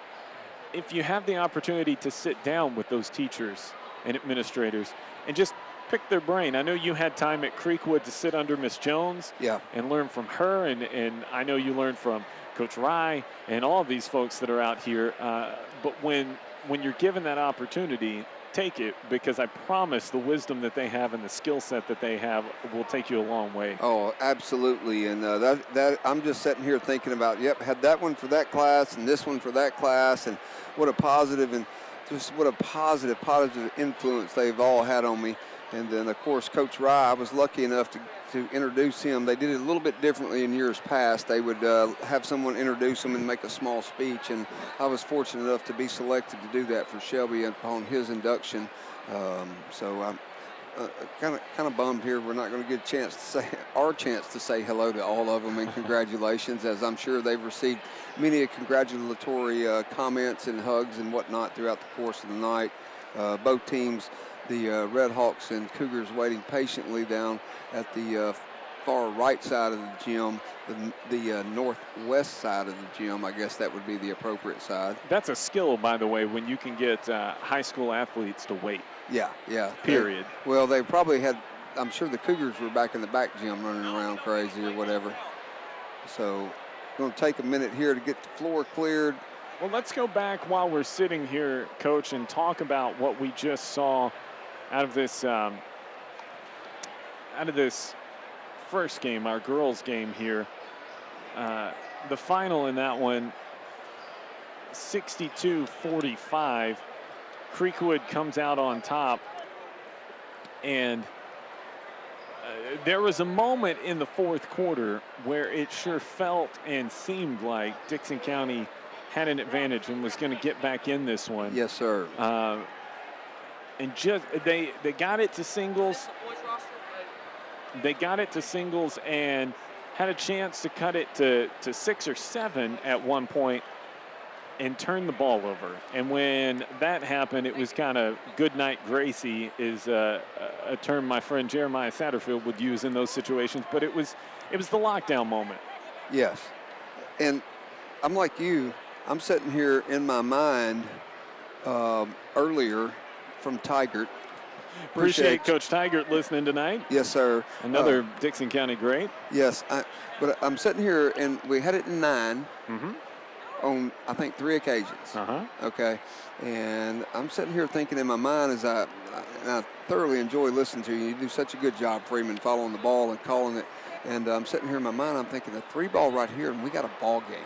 I mean, you got a 6-point game with about 3.5 change to go and some confidence. Unfortunately, as we went to Stevenson through the course of the night, she led us in scoring, but it was unfortunately a couple turnovers there that led to us not being able to cut in from the 9 to the 6 or the 9 to the 7. And I'm stumbling a little bit here, but the momentum swung back. As I talked about during the broadcast, the Lady Redhawks answered back when the Lady Cougars made a run.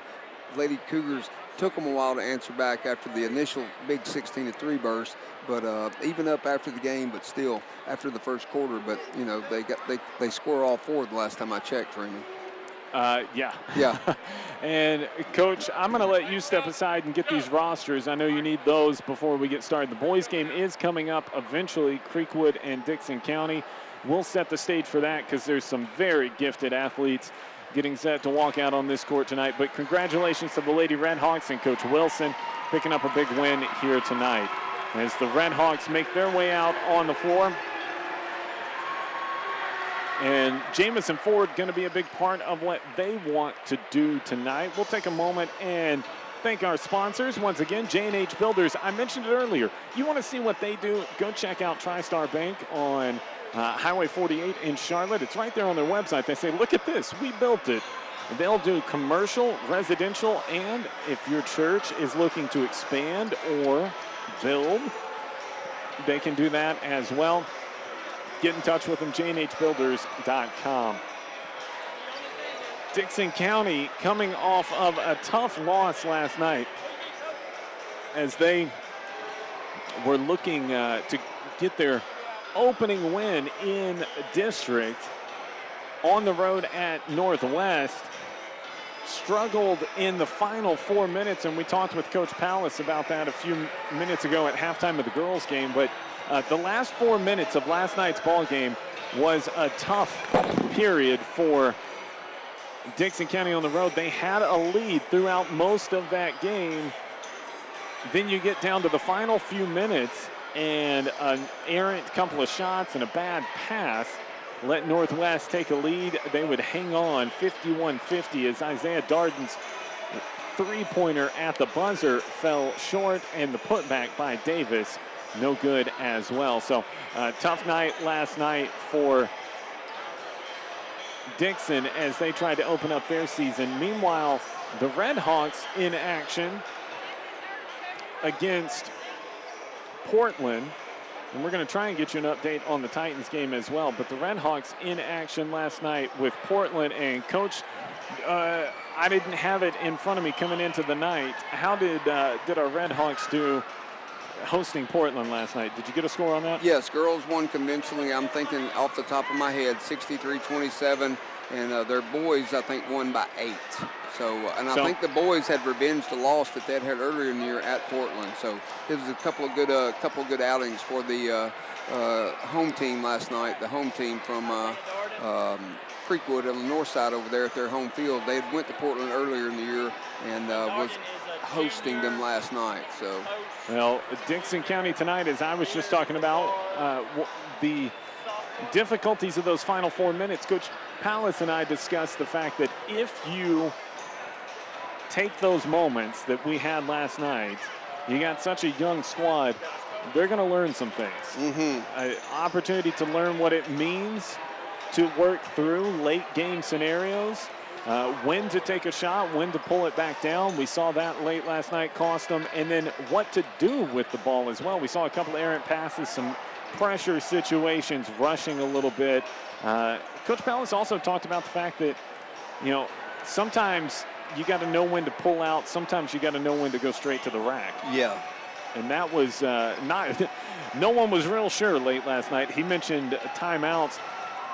Coach, you've had young programs before in every sport. Yep. Versus maybe some of these older, more senior-laden teams like we just saw with the Lady Red Hawks. Yeah. Talk a little bit about the difficulty of working through some of those young team struggles. Well, the first thing is if you have to, I think, and this is just my opinion, sir, you have to have a good enough relationship with your kids that are playing for you that you can coach them hard during the course of action, understand the penalties sometimes that are going to come along with a team that is maybe inexperienced. And this could be a team with seniors who have not played a lot of varsity experience as well. Our team hadn't played a lot of experience, but they're mostly juniors. We only have the one senior. So first off, you'd have to have that good relationship between the player and the coach in that, hey, I'm going to coach you hard. We're going to go to battle against these giants here. And then at the end of the night, we're really going to pick it apart and try to see where we can get better. And let's look at not only the things maybe we didn't do well, but the things that you did do well to build on it. I thoroughly believe I had this conversation with a coach today, okay? and I got to talk to a lot of really cool coaches today. But I had this conversation. Isn't every game preseason until you get to the tournament? Sure. You see what I'm saying? Everything's a learning experience until you get to the tournament, and then it's time to put it all together, get your best combination, your best play, your best scouting plan, and then let's go to town. Well, we'll see if Coach Pallas and company can find their best combination tonight. They are going to be hampered a little bit. Graham Peeler still out. He goes to the doctor on Wednesday, I believe they said, to get evaluated, see where he's at with that injury. Isaiah Darden, we talked about him a little bit last night, about 70% on that ankle injury. He's trying to feel some things out. Looked pretty good last night. Did not hesitate to go hard to the rack. I was about to say, now, let's be honest. There's no way I thought he was 70% last night. Well, but you look late in the game, not the final play, but we had a moment earlier in the game where he tried to go up and just didn't quite have it and had to lay it off the glass. So you wonder if it was especially, this is not something you deal with in baseball. They have to go sit at the end of every half inning or every other half inning, but you go in at halftime, if you got that lingering ankle injury, sore shoulder, and you cool off, you don't keep that stuff warm in the locker room, maybe it sets up a little bit, so maybe that's where that missing 30%. And plus he was hadn't played in a while, right? And then comes right back in and runs up and down a lot in that first half. So I'm sure conditioning was a little bit as well, catching his wind. So one of the things that Coach Powell talked about going back to the first meeting between these two teams that Creekwood pulled out, Creekwood's defense was able to slow down Dickson County. They want to get out and run. They've got some horses over here that like to get up and down the floor. Whether you're talking about Cope or Darden or whomever, they want to get out and run, create some havoc. Creekwood stopped them from doing that. And we'll talk here in a few minutes about our Stuffy's Frosty Jug keys to the game, because I know you got some. But yes, sir. Both of these teams coming off of tightly contested games last night. How much do you think legs play in tonight? No factor tonight. None? No factor. Dickson County, by the way, for those of you that are part of the Cougar faithful, the Cougars and Lady Cougars playing last night, tonight, and Monday night. You want to talk about setting yourself for postseason? Yeah. You're not going to have them more condensed than 3 games in 4 days. And, Monday night against McEwen, we might see some tired legs out there. I was going to say Monday night, but again, we're dealing with 15 through 18-year-olds, man, and their legs should be live and fresh and ready to go. And, they played last night, but we also didn't have school today. That's a nice bonus. So you get take a little nap. You get your rest. Okay. Play some Xbox. Yeah, I'm sure they had some light walk earlier in the back gym or whatnot, a little shoot around, but nothing like overly threatening to their particular legs today. As Malachi Redmond with a fresh trim out there tonight on the court. That's different from last night. He must have known he was going to be on TV tonight. No doubt. He did. That's what I'm going to tell him Monday. I'm glad you said that.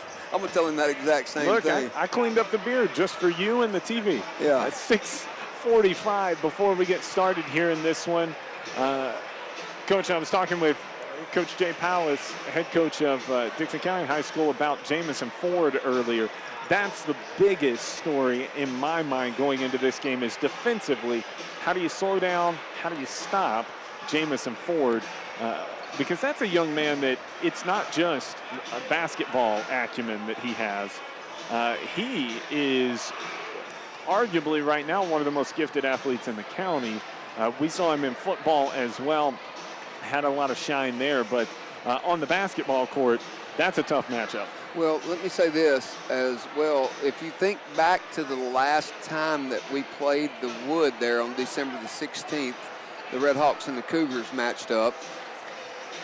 What did we speak of? No, you weren't with me. Were you with me? No, that was okay. It was Nash that night. Yeah, here's what we spoke of that night concerning Jamison. We didn't talk about his offense. He put the glove on Josh Cope that night. Yeah, and that's the thing about this. He's got great length, and he's extraordinarily athletic. Yeah. If you're going to go around Jamison Ford, you better use a hard screen. Yeah, and he wasn't even concerned about scoring that particular night until late in the ball game, when his ball team needed him to pick up the pace a little bit and get a point or two here or there. Then he became more actively involved toward the end of the ball game. So, building on your point of how we're going to slow him down, not only offensively as he led them in scoring. I think last night I think I saw he had 16. He'll do that. Yeah, but how are we going to contain him or keep him from stopping our leading scorer the way that he did the time before? Because a lot of times, I just heard a beep. You're good. A lot of times, history will repeat itself when you can defend well. Defense carries its salt, so to speak. You know what I'm saying, Freeman? It carries over with you. Offense, some nights you're going to hit that 3 ball, and some nights you're not. So the offense is going to come and go. You got to be able to defend it every night. And I think that's one of the things I would be planning around is, all right, so like if he's checking Cope, somebody's got to get up there and get a screen and get him off Cope, because he's bigger than Cope. Let's talk about Stuffy's Frosty Jug keys to the game tonight. What do you have for us there, Coach? Well, learn from the experience of last night. As we talked about it, young club still maturing. and learn from the experience last night. Had an opportunity to, really put the game away and did not. Youth reared its head last night a little bit, and we unfortunately didn't come away with a win in a game that I felt we should have won last night. That's just me being honest. I agree. Second is building a kind of like on the girls. Maybe it was Northwest Gym last night. I don't know. Take care of the basketball. My goodness, don't throw the thing all over the place like we did last night. Amen to that. Yeah, and then, Coach Jay's pretty consistent with this one. We got to make open shots. And if we don't make shots, we're, just like any other basketball team, it's going to be tough to stay in it. It's unlike football or baseball. If you keep the other team from scoring, you got a chance to win the thing. In basketball, it's really tough to keep them from completely scoring. So it's very important that we knock down jumpers. Yeah, my thought process, Freeman, you may be honest with you, when I was coaching, my thought process was this. My goal was to shut out the other team every quarter. I thought the perfect basketball game would be a shutout. If we ever even see that, I'll be thrilled. Yeah, that was my goal, to see if we could get one that was shut out. So, as we try to get our roosters in place here. Yeah, we're scrambling a little bit. We'll get it figured out. Creekwood was late getting the book to the table. Thank you. They were being so kind and sitting through the Hall of Fame celebration that the book didn't get to the board for a little bit there. But starting five, we'll get into that. While we've got a second, for Dickson County, they will go with Isaiah Darden at the 5. We're used to that. I tell you what, I'll give you Creekwood first. And we'll get a scoreboard update before I do any of that. With just under 3 to go first quarter, Tennessee and Jacksonville scoreless. Let me ask you this, Coach. What did you think about Josh Dobbs getting the start? He looked pretty good the other night. He looked like a veteran that necessarily has been through the reps. He knows the speed of the game. He's very intelligent. It was fun to watch. My friend texted me and said he really liked how the Titans were playing right now, so that's a good sign.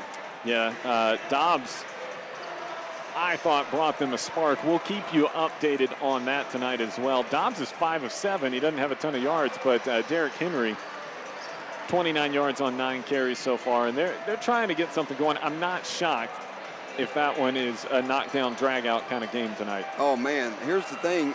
If we whisper to the officials, don't call any fouls so we can go watch the game, you think they'll adhere to that? Well, no. Here's the thing. 104.5 carries the game. We can at least listen in the truck on the way home, no doubt about that.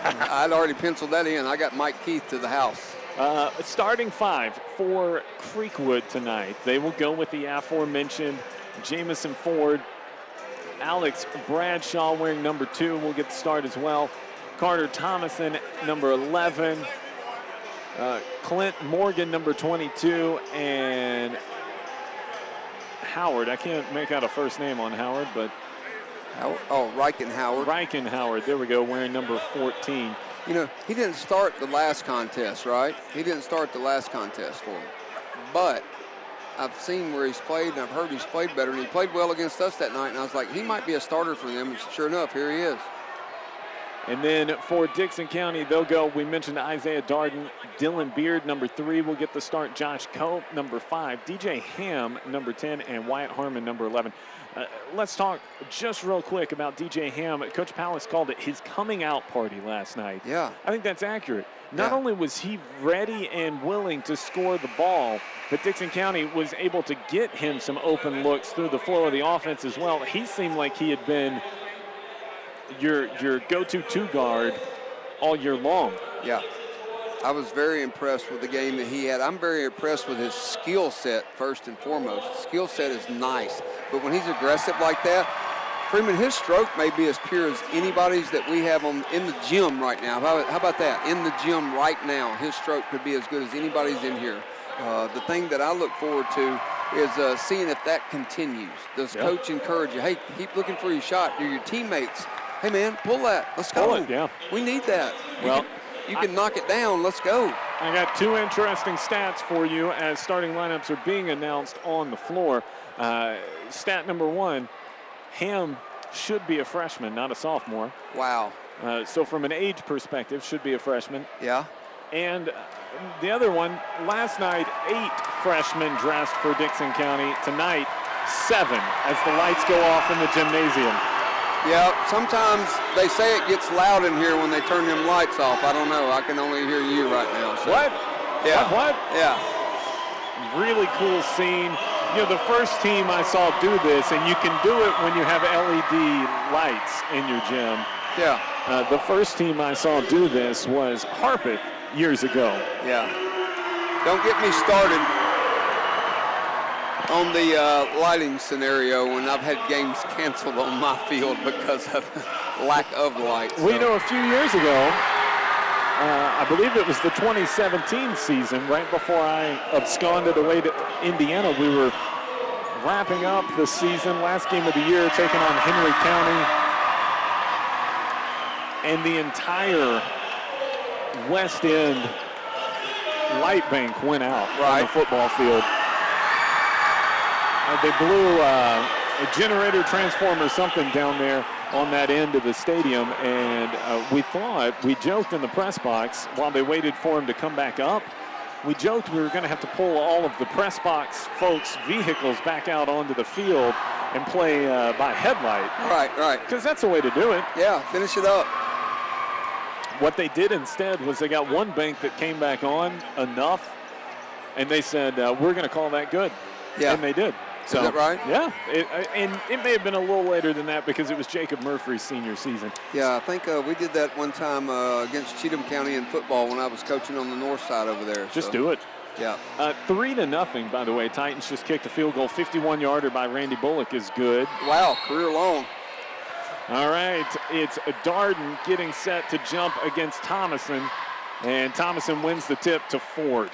Dickson County looks like they're going to set up a zone early on. Oh, they're going to jump right into that 1-2-2. As you called it, a point zone. Ham at the point of it. Now they swing it around. Ford drives in on Darden. Blocked! Blocked out of bounds, and Ford, I'll say this, for all his athleticism, if the officials, which we saw them last night playing it this way, if the officials are going to allow contact, that is not something Ford enjoys. No, he certainly got greeted rudely there. Morgan, they swing it around Ford in the right corner. Now Morgan on the right wing. Morgan playing through a knee injury, recovering from a knee injury he sustained last year. He's looked good early.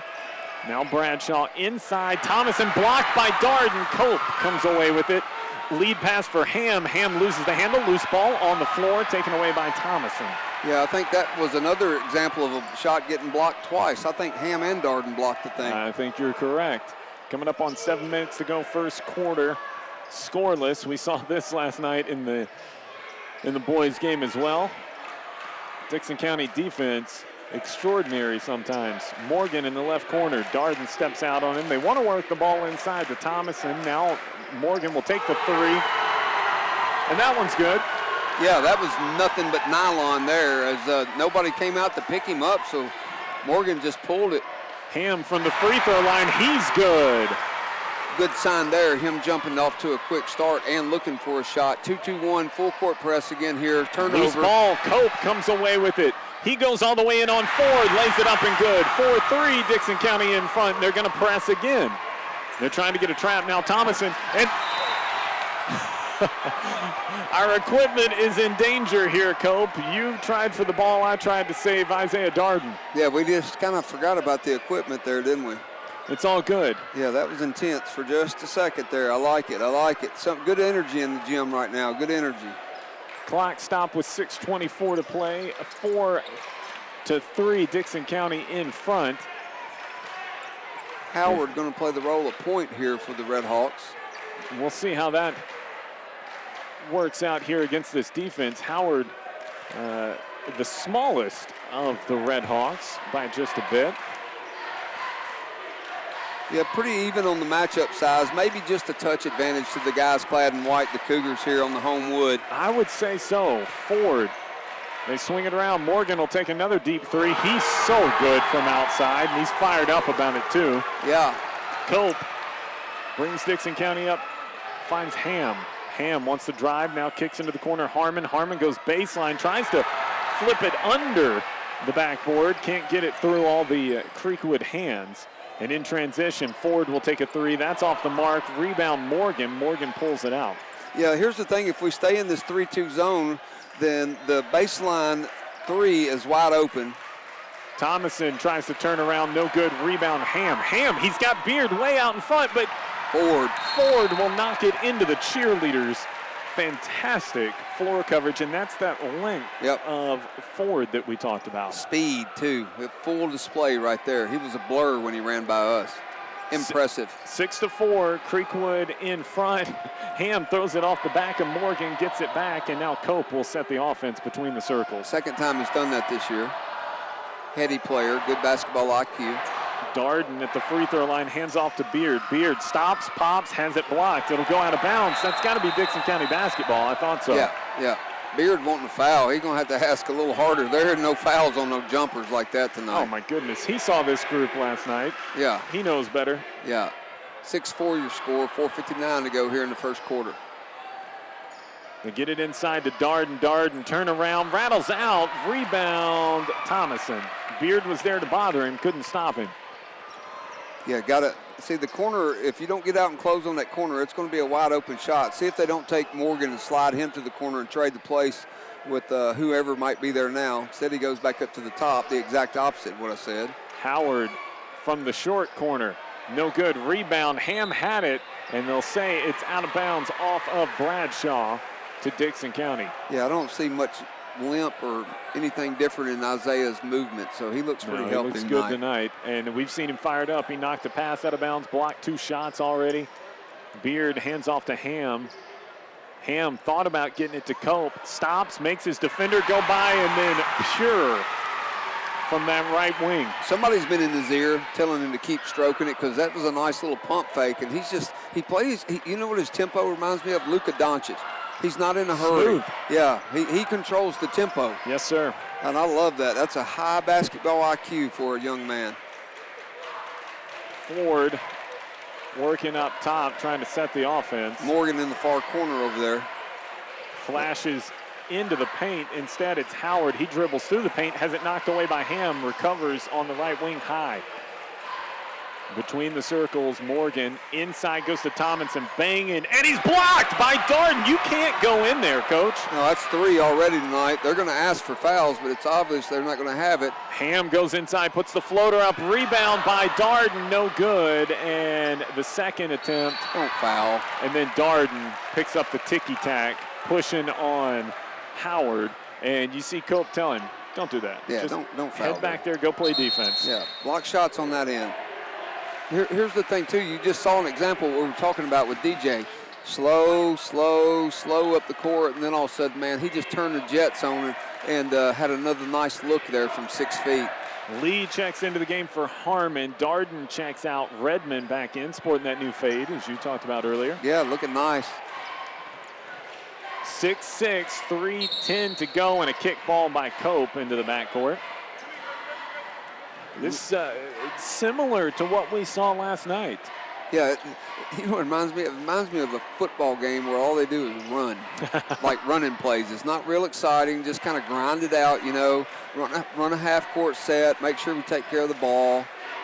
Well, Dickson County has looked more fluid on offense. Creekwood has the 2 3-pointers from Morgan, but that's it. Now Howard takes one, no good. Ham pulls down the board, and he's fouled. Yeah. Yes, sir. Yeah, that they're going to call, but if you're just going up inside and it's not something malicious, it doesn't look like they're going to call that one. Second foul of the night or first? No, second foul total, first for the Red Hawks. Right. The other one was Darden, 90 feet from the basket. Yeah. Ham inbounds to Cope. Cope wasn't looking.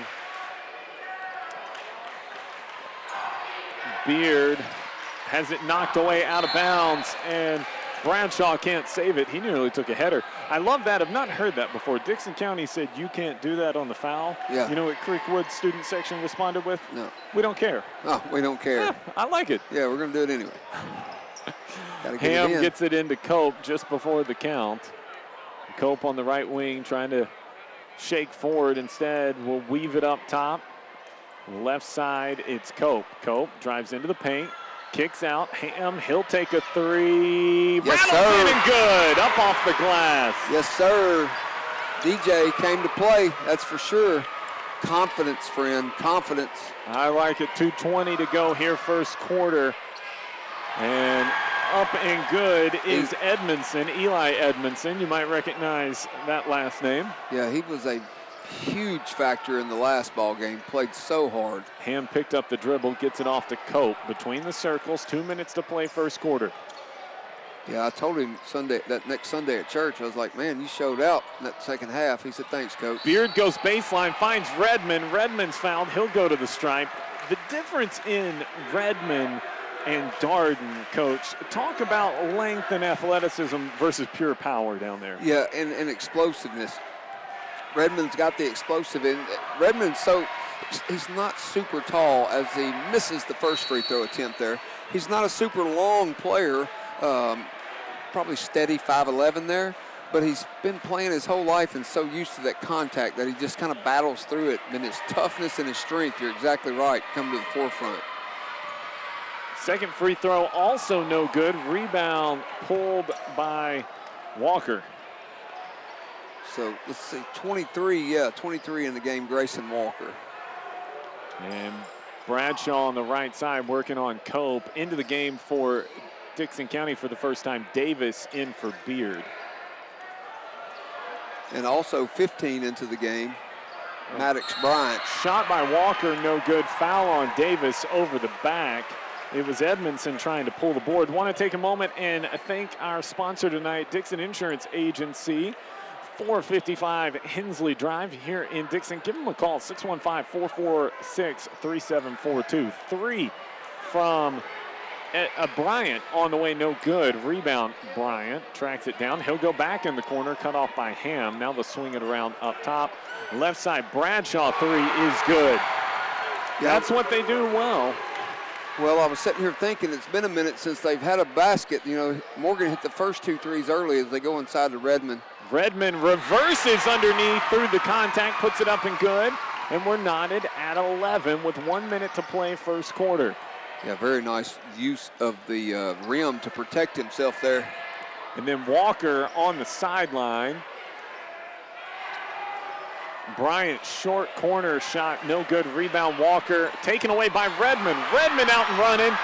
He's got one man to beat. He's hacked. Yeah. And he'll go to the floor. And I'm telling you, you got to be very careful about that because there was not much. The trailer put a hand on, but it was the second guy coming in. And it's Bradshaw they'll call it on. He came in with a little bit of reckless abandon there. You got to watch that stuff. Yeah, that's where you'll get the intentional call, especially if you don't make a play on the ball. Right. See if Redmond can bounce back after missing his first 2. Good stroke, just can't get him to fall. He hit a couple last night. We got number 5 checking into the game for the Red Hawks. That's Fort into the game. Fort. Jamison Ford out of the game. On the floor for Dickson right now, Redmond, Cope, Lee, Davis, and Ham. Both free throws, again, no good. And Morgan working it back up. It's Fort, Morgan, Edmondson, Bryant, Maddox. And I'm missing one. Walker right here to our Walker, left. there we go. Thank you. He's hiding. Mr. Holt set to check in for the Dickson County Cougars. 11 all, 15 seconds to go first quarter. Fort has his pocket pick, but recovers. They swing it into the corner, now down inside. Bryant to Morgan, step back three, no good. Rebound, loose on the floor, put back up by Morgan, no good. So we will head to the second quarter, all tied up at 11. Yeah, Morgan leads them with 6. We got Ham with 7. Ham, Beard, Harmon check back into the ball game as we are just like we were when we started it, friend.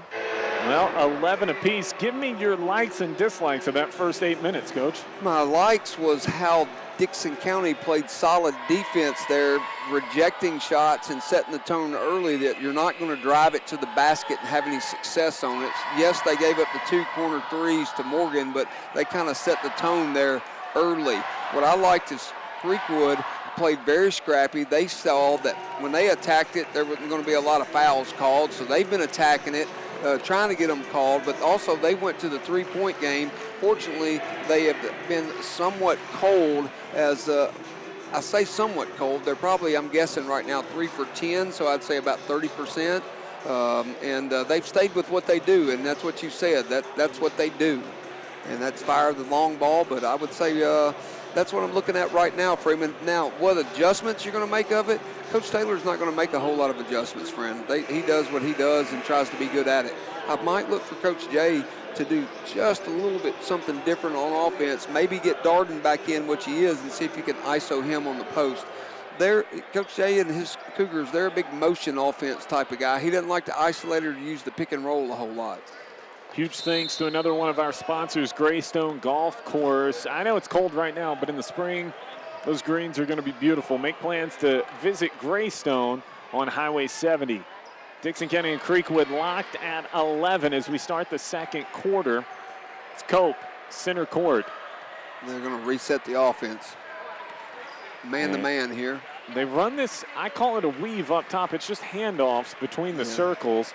It does two things. It keeps the clock moving without a risk of losing the ball, and it moves your defense the way you want it. Ham heaves one up. He thought he'd get a foul as he goes way off the court. No call. Now Walker pulls it out. Morgan in the left corner. Head fake, drives, tries to go up, dancing around. Shot up, no good. Rebound Ford. Fort has it now, and he traveled. Wow.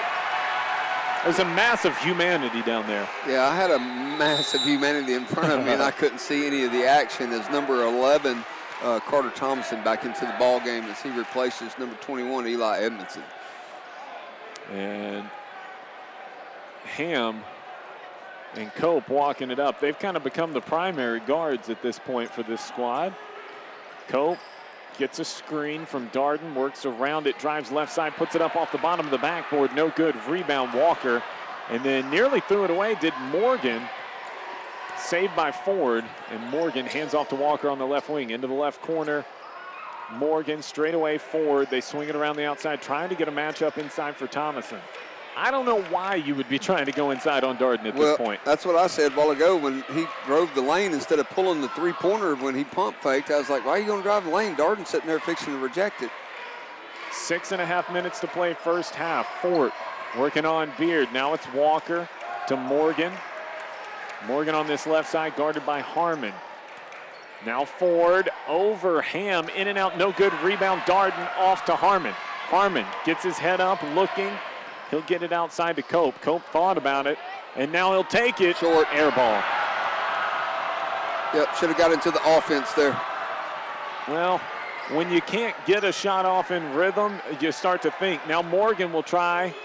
He's no good. Rebound Harmon. And that was in rhythm for him. I'm surprised that one didn't go down, to be honest with you. He doesn't miss many. Yeah, I thought that one was good.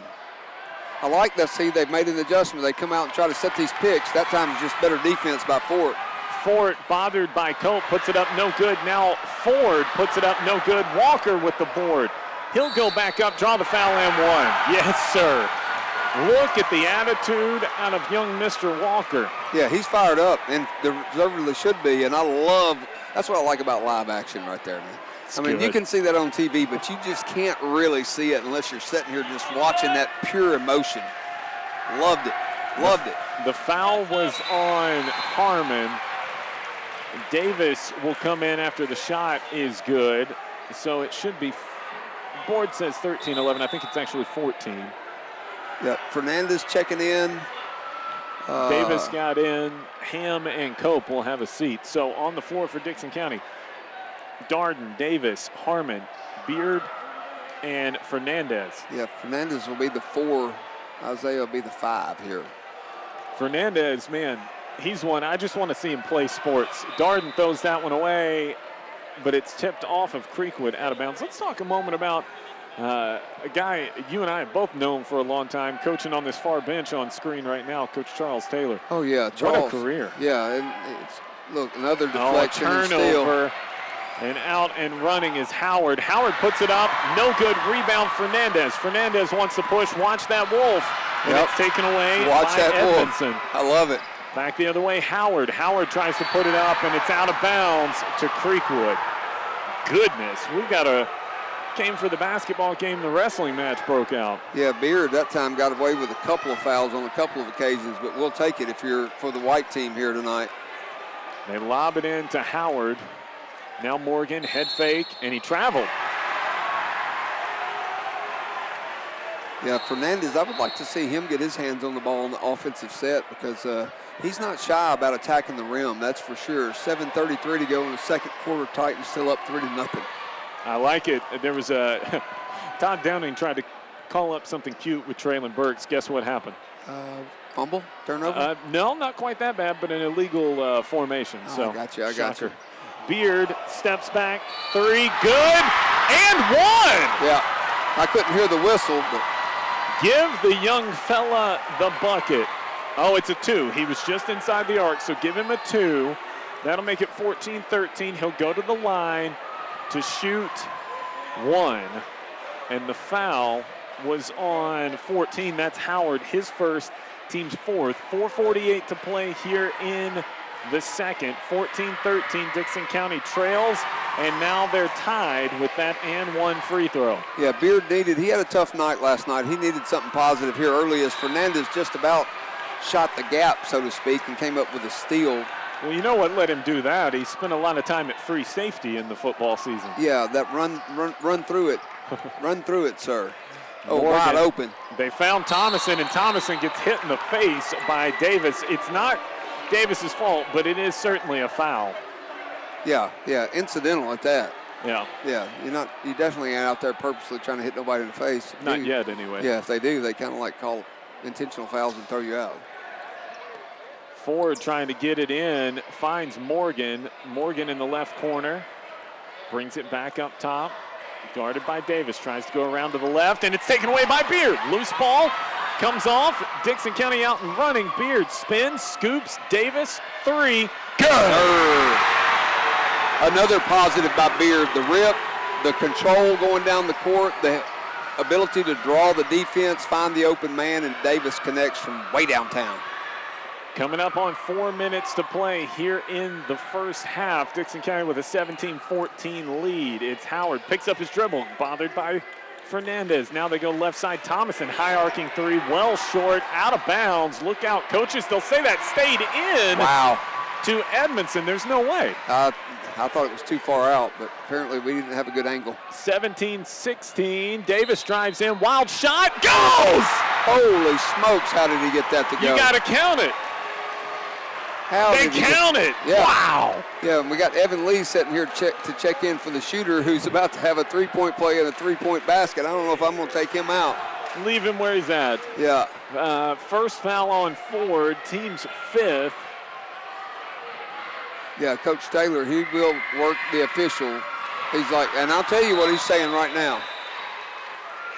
I'm telling you what Coach Taylor's saying. Hey, we're not getting the same calls on each end.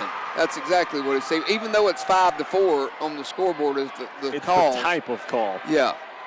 2016, Dickson County in front, 3:36 to play here in the first half. Cougars have given the Redhawks everything they want, and then some. Edmondson with the left hand, no good. Rebound by Lee, and now Beard takes a 3 in transition. Good! Good start. Hey, I liked how Evan tipped that ball to himself, kept it alive, and kept his head up and found Beard quickly. Beard just pulled it. Said, if you're not going to check me, I'm going to pull it. We talked about it last night. Nobody in their right mind in the old days would have taken that transition 3. Here, blocked by Fernandez. Howard tried to go in there, and the freshman says, no, sir. Yep, got that one very clean. I mean, there's no questioning whether that was not a foul. That was clearly not a foul. I don't think I've realized Elijah Fernandez had those kind of ups. Oh, yeah. He flew in there last night. I don't know if you caught it, but he just reached up there and grabbed the rim trying to block a shot at one point. DJ and Cope set the check. Hey, good things going right now. I might leave some of these young bucks in for a minute. Ford dancing up top. Dickson in front by 7, their largest lead of the night. 2:45 to go. Ford for 3, good. With the answer. Oh, my goodness. And now Beard shakes Howard in the backcourt. Carried, no call. Good And a step back three there, no good, but a follow! Oh no! Darden with the tip. Hey boys. Wow, I think his ankle is not 70%. I think it's good. Oh my goodness, Isaiah Darden. Now Morgan up top, guarded by Darden. Beard steps out, they rattle him, and then they're gonna get a hold on Beard. But Isaiah Darden. What about the timing? The timing of the leap to catch the ball. That was impressive, very impressive. And when you say timing, there's a couple of things. One, he had to jump up there and get it. Two, he had to wait for it to clear the cylinder to put that bad boy home, and he went high. I'm telling you, he was elbow above the rim on that one. Yeah, I thought they were going to call him for the offensive goal team, to be honest with you, but they didn't. And I'm glad they didn't, because it sure was fun to watch, wasn't it? Loose ball on the floor. Beard comes out of there, throws it for Darden. This might be pretty. Oh, just the layup. Yeah, we'll take it. 27-19, Dickson in front. Morgan in the backcourt, bothered by Cope, Beard, and a foul. It'll be on Beard. His second, team's sixth. Creekwood will be in the 1-and-1 on the next one. I can't hear the whistles, to be honest with you. It's loud. We got these earphones on. Good action, though. Live action. I love it. 1:45 to play here in the first half. 27-19, Dickson in front. Morgan trying to answer, no good. Rebound pulled by Lee. Lee being bothered by Thomas into the backcourt. He'll pull that. Now he'll take a three wide open. Yep. Good! Yep. Can't leave him open. Buckets, timeout, Creekwood, a full. And my, oh my, Coach. Yeah. I don't know the last time I heard it this loud in this gym. Well, what I liked was, Lee pulls another big rebound, keeping him to one shot attempt, and then clearing the board. He keeps his head up as he's going down the court. Nobody really stops him, Freeman. He just dribbled casually up the court, got to his comfort spot. Nobody going to check me. Okay, we'll drill that. We saw that earlier with Beard. Yeah. And I know one of the things that Coach Taylor is going to be talking about in there is we got to pick these guys up. Yeah. They're not afraid to shoot. You've got to go cover somebody. Well, and here's the thing, too. If they're tough shots and earning it, that's where you tip the cap. That's good. But they're just letting them walk into it right now and pull it. So you'll take it if you're Dickson County, that's for sure. Scoreboard update, Titans picked up a touchdown. They now lead 10-0 with 3:26 to play. Passing touchdown by Joshua Dobbs. Did it say? Give me a second, I'll find it for you. 10-4, 1:25 to go here before half, 30-19, Dickson County leads. Chigaconquo. Nice. 1:15 to play. As Coach just said, 11-point lead for the Cougars. Coming out of the timeout, Morgan looking for Ford. I just don't have much confidence trying to go in on Darden right now. No, he's feeling it tonight. Edmondson, he'll step back for three. Good bucket there by Edmondson. He's a good player. That's a pretty shot. He comes from good stock. Yeah. Davis is ultra aggressive tonight, isn't he? Davis puts it up, no good. Rebound pulled by Cope. Lee wanted it. They can't get it to him. Now Cope will try and drive in there, loses the ball. Ham goes and gets it. Ham to Darden. Darden backs it all the way out, guarded by Edmondson to Cope. They're back at the midcourt stripe, and we're going to get a ticky-tack foul on Edmondson there. Yeah, he's just playing too hard, just to be honest there. Playing too hard.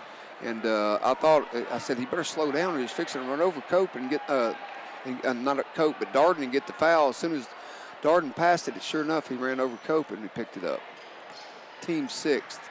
Yeah, both teams in the 1-and-1 now, but it may not matter. 25 seconds left. I would assume Dickson County's going to hold. Yeah, going to go for one, I'm sure, here. Well, I've said that before, and they just turn around 3 seconds later and fire it up with 12 seconds to go. I've learned they don't care what we think. Yeah. Lee throws it into the corner, knocked away by Howard. Yeah, that was a gift that it was knocked away, because I don't think if he didn't touch it, I don't think it was going to be caught by anybody. 10 seconds, corner inbound, they get it into Cope. Now with 6, with 5, Ford's all over him. Cope will take it, no good. He wanted a foul. And instead, we will go to the half, 30-22, Dickson County in front. And I would say, surprisingly, I don't know that we thought it would get quite like this quite yet. 30-22, Dickson County in front. Coach, before we get Coach Webb on here, what did you see? Well, I saw Dickson County play with a lot of confidence and attack the rim a little bit more consistently. You look at the 3 ball got picked up by Beard. Davis come in to give you a good spark there with 6 straight points in a matter of 15 seconds. So you had contributions all throughout. That's what I saw in light for Dickson County. Creekwood just went cold. I mean, just point blank cold. And we're still in that zone. So if we're going to be in that zone, you know there's going to be openings from the baseline against that zone. They've had those looks, but hit a couple early. They've just been cold. I would look for them not to stay cold, and all of a sudden this game come back to a little closer before I believe the Cougars can take care of it and hold on. Well, with that, we'll hand things off to Coach Webb and chat a little bit about that matchup with the Lady Red Hawks from a few moments ago, as the Dickson County High School dance squad doing their thing on the floor. And Dickson County with a 30-22 lead here at the half. Coach Webb settling in.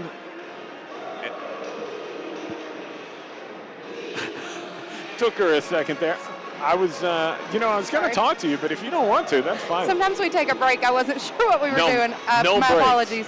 No breaks tonight. No breaks. Well, we took a break in the first half. Well, that's what I was about to say. We go back to your matchup with the Lady Red Hawks, and you look at the end of the first quarter, 16-3. Talk me through, forget what Creekwood did offensively and all of that. What was the struggle on that offensive end for your girls? I mean, I think it comes down to nerves. I think they came out really hot. We were shooting way too hard. It doesn't help that we started the game with a boys' ball somehow. But we just could not find the hole. We missed layup after layup after layup. We missed a free throw, all the things. We just could not get a basket to fall. And it wasn't that we weren't getting them. They were there. They were open. We had layups. I think we let nerves get the best of us at the beginning of the game. I asked that question of Coach Parker at the half or at the end of the first because you steadied yourself after that. Played really well the rest of the game, even tap with Creekwood most of the night. Is there anything that you saw that made you think the girls are concerned about the name on the front of the jersey on the other side? Did you get that vibe that they were just thinking it's Lady Red Hawk ball on the other side? What are we going to be able to do here tonight? To be honest, I really don't know what it is. I would love to know because we have played, and I don't want to take anything away from Creekwood. Please don't hear me say that. They're a great team. They've got great players. They've got a great crowd, and I think that all of that adds into it, but there's something about them. We've played teams that are really good. I mean, with really, really talented, really big schools, players, and we play them more steady than we do Creekwood. So I really don't know. I think a little bit of it is, not being chosen by some of their teammates they played middle school ball with. I think that plays a little bit into it, that they have some middle school teammates that are zoned for Dickson County High School over at Creekwood, and I think that plays into it just a little bit because, you feel like you weren't chosen. And we're just going to have to get over that, to be honest, because, it's a great opportunity for us, an in-county rival that can push us to be a better team. And they've done it the past several years. It's a great thing. They have great feeder schools, and we do too now. We have 2 great ones. So, the hope is that we can continue playing each other and continue pushing each other, and that our girls will get mentally tougher from it. Let's talk about that fourth quarter. A couple of times you got it to 9. You had a possession with a chance to cut it to 6 or 7. had a turnover. Creekwood comes back-to-back buckets, and we're back out to 13. You had a timeout in there. You got the girls reset. What were you saying to them? Because that's tough when you've worked that hard to get back in it, and for the other team to just punch you right back. You know, we've just got to stay consistent. We can't lose sight on what we're trying to do, and every now and then we do, and we've got to be reminded of, again, like we saw last night, reminded why we're here and what we're supposed to be doing, and reminding each other of what the game plan is. Again, it's a crazy game of runs, and sometimes one little run, even if it's just a couple of baskets, can change the whole face of the game in that moment. And again, with the resiliency that we're trying to build going into February, I think nights like tonight are beneficial for us just to be reminded of what we're trying to do and to stick to the game plan and trust each other. Give me a couple of names that you liked what you saw out of them tonight. You know, Anna Claire Milam did not score nearly as much as she has been lately, but what she did do was feed Carly Stevenson. If we can continue to get her the ball, they're going to have to adjust on her and figure out a way to stop her. And the thing is, I don't know that you can. And once that ball consistently is being able to get down there, I think it's going to kick back out to AC, and you'll get to see her do what she does. You know, in seasons past, AC's had to really carry the brunt of the load, and she's got a lot of help this year, and she is showing that she trusts her teammates by getting her the ball. You know, and I can't say enough. She had to play defense. She was all night, and it's the toughest job, and she was guarding their best player, and I thought she did a great job, and it's really hard to play that caliber of defense and score. And so, you know, I'm really proud of her effort and the leadership that she's shown.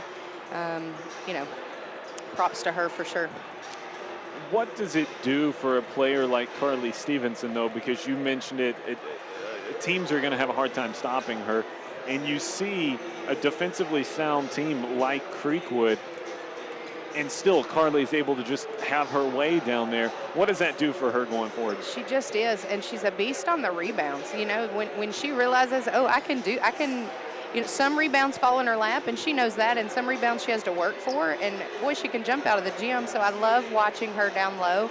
But what I think you haven't seen out of Carly Stevenson, too, is her mid-range, and even, you know, pushing out toward the three-point line. She's an offensive threat everywhere. And so, you know, I'm hoping that it'll continue to just build her confidence. And defensively, I think she's coming around big time for us. She's having to guard some bigger bodies than she has, not tonight necessarily, but, you know, just for her to continue to grow and nurse that injury that she's nursing. I think we haven't seen the best of her yet, and I'm very excited for her future. Young team getting a lot of great experience the last couple of nights. Now, you get beat up 2 nights in a row. I'm going to give officiating a little star on that. They've been 2 very physical games, not a lot of free throws, not a lot of fouls called. You get tomorrow off on the schedule. I know you guys will probably come shoot or something, and then you're back at it Monday night. You've played predominantly in postseason and tournaments, that type of game. What does Monday night look like for your girls from a leg standpoint and a recovery standpoint? You know, Monday night has to look like working on us. It has to be working on our consistency, starting out in the game plan. Let's see how many people we can get lots of minutes. You know, and not taking McEwen for granted. Do not get me wrong. We played them this summer, and they're a tough team. They've got a couple of outstanding players, and so we're going to have to work for it. But I'm hoping that the growth that we've shown and the teams that we've played, that our girls will, and especially our younger girls, they played a little bit small this summer when we faced them, and they're not playing small right now. So really looking forward to hopefully getting lots of minutes out of lots of people, especially going into this end stretch where we're going to have some help off the bench. We got big minutes from Lily Ham tonight. Jada Fan is nursing some stuff with her knee right now, and so, you know, Lily came in and gave us some good minutes, and we're going to have to keep that in mind as the season goes on, because your body just takes a beating, like you said. Sure. So looking to keep our pace and to play our game, but to clean up some of the stuff that we've been a little bit lackadaisical on. Off the court, as a former player, what does an environment like this do for your basketball heart? I mean, it just does not get better than this. Prior to being hired here, I came to the sub-state game in 2017. I feel like it was 2017. No, it might have been 2018. It might have been the year I got hired. It doesn't matter. It was one of those years. You know, and I'm sitting in the stands going, this is what it's about right here. This is the greatest environment. You're not going to get it anywhere else. My in-laws were here from Franklin, Kentucky tonight, and I was just excited for them to get to see what we get to experience on a regular basis. I mean, it's not always this crowded, but the Cougar fans show up every night, every time the doors open, especially the student section. When they're in the second deck, you know it's going to be a special night. And tonight they're full in the second deck. So hopefully this second half delivers. Dickson up 30-22. Coach, thanks for hanging out with us. Enjoy the second half. Thanks for having us. We'll get a scoreboard update for you from Jacksonville. Creekwood, my goodness. Tennessee still leading Jacksonville 10-7, under 2 to go here in the second quarter. We'll talk more about that game, but back to our action here. Ford kicks to Walker for 3 to start the second half. No good. Rebound Cope. So Dickson County gets the chance to strike first, and Walker loses it after taking it away, gets it back. Helter-skelter start here, Coach. Yes, sir. Yes, sir. I'm back with you. I appreciate it. Edmondson goes straight into the chest. Oh, my goodness, of Harmon. Harmon felt that. Yeah, his head hit somebody's shin or knee there. And he didn't favor that too lightly, but he bounced back up. He's back in it. Wyatt Harmon plays linebacker on the football field, and I can promise you he would much rather have had pads and a helmet on for that hit. Yes, sir. Yes, sir. 10-7, I believe, in the football game, sir. That's what I saw. A pass there from Ham, a little too strong for Darden. Yeah, 1:05 to go. Titans driving, though. Derrick Henry putting on a show tonight as well. Yeah, is he over 100 yet? Not quite. He is at 58, but 63 on 15 carries. Nice, nice. And a foul on Beard. That's his third, team's first of the second half. 7:16 to go here in the third quarter, just underway in the second half.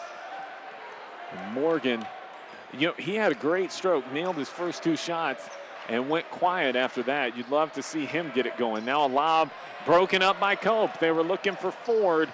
Harmon comes away with it to Cope. Beard's wide open in the corner instead. It's a step through for Cope. No good rebound. Ham puts it back up. That young man is going to do a lot of good things at Dickson County. Yeah, he's playing determined basketball the past 2 nights. That is for sure. Leading scorer for the Cougars with 9, 32-22. Cougars in front. Confidence. Ford mid-range jumper. That one's good. I'm telling you, nobody I've watched in a long time shoots with the ease that Jamison Ford has. Yeah, I'm surprised he don't take more shots. Kind of like we were talking with DJ. Why isn't he taking more shots? Entry pass to Darden up off the glass and good. 34-24. Yeah, I ran a couple errands there while you were interviewing Coach Webb, and everybody was talking about that high-flying offensive putback by Darden in the first half. Oh, my goodness, you got to. Yeah. Ford drives, stops at the elbow, kicks out to Morgan. A better pass, might have seen a 3 there. These 2 young men have played a lot of minutes together as Morgan drives, goes around Darden, puts it up. He's fouled, I believe, by Harmon.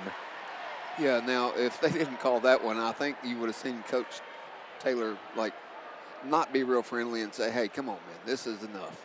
Coach Taylor is no stranger to picking up a tee. Nah, he stays pretty calm, but he's not afraid to get one. Not afraid at all. No, but he stays pretty under control. 99.5% of the time. As first one, no good there. I would say Coach Taylor's technicals are always warranted. Right, that's why he knows when to get them. Yeah, and what buttons to push to get it. But he's also a veteran. He's well respected. I'm just telling you, he's well respected as Morgan hits the second there. His first points since the first quarter. Darden in transition to Redmond, who checked in, and Redmond picks up the foul on Walker. On the floor for Dickson County, Davis and Redmond checked in, so it's Davis, Cope, Redmond, Ham, and Darden, and they're going to get a baseline inbound. 34-25, Dickson in front. Cope gets it in the left corner. Davis wanted it back. Cope will work it up top now. Ham, mid-ranger, in and out, no good. Redmond knocked the rebound loose, but Ford will secure it for the Redhawks. Here they come the other way. Morgan wanted to drive, cut off by Redmond, goes around Redmond with the left hand, good. Yeah, that was a nice play on his part right there. He went fast, he went slow, he went fast, and he went slow again, and then he sped up one final time for the blow-by. It looks to me like the adjustment in the locker room for the Redhawks has been to tell Ford and Morgan, this is your car, go drive it. Cope, speaking of, drives in, has the ball knocked away, wanted a foul, doesn't get it. Morgan dancing in the backcourt, throws it away. Students will have that one. Woo! I'm surprised Kyle didn't shoot that, to be honest with you. That wasn't the issue. A player was on the court when he caught that. I'm sorry, not a player, a fan. Yeah. Was on the court, and they got a sideline warning. Coach Palace and I saw Coach Holly over there. Darden takes a three, that's no good. And Jay says, no, don't do that. Yeah, he don't want him shooting the three ball. Can't blame him. Yeah. Ford walks it across midcourt, 4:40 to play here in the third quarter. Creekwood chipped this lead down to 7, 34-27. Fernandez is going to go get Darden here in a moment. Ford right now working on Darden, picked up his dribble, can't do that, and now Walker back to Ford. He'll take the deep three, short, no good. Rebound, tipped to himself by Ham. Yeah, highs up, slow, fast, I love it. Oh, they left Cope alone, good. You knew it when he let it go from the quarter court line, and then a turnover, loose on the floor. Ford comes out of there with it. Now they got numbers. And they 3-on-2, but Walker blocked into the cheapies by Darden. Goodness gracious. That's his fourth of the night. Yeah, that one was like big guy playing against little guy syndrome there. Just get that shot out of here. Woo. 37-27, Creekwood, baseline inbound. Ford up top to Bradshaw. Yeah, I clearly think his defensive presence is what we miss. Redmond will slide down to the 5. Walker to Bradshaw. Fernandez likes to jump that lane. Thomason goes inside, lots of contact, no foul call. Yeah, there's Coach Taylor. Yeah, he came all the way up. He wants to have a talk. Yeah. Next time down. Cope drives in, floater, no good. Rebound, put back up.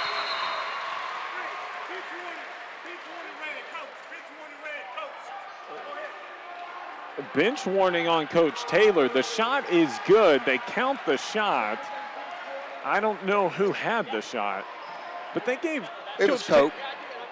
Cope got his own rebound. They gave Coach Taylor a bench warning, but he's got the stripe up the sideline he can go to. I'm not sure what that was about. It wasn't about where he was. It was about what him said.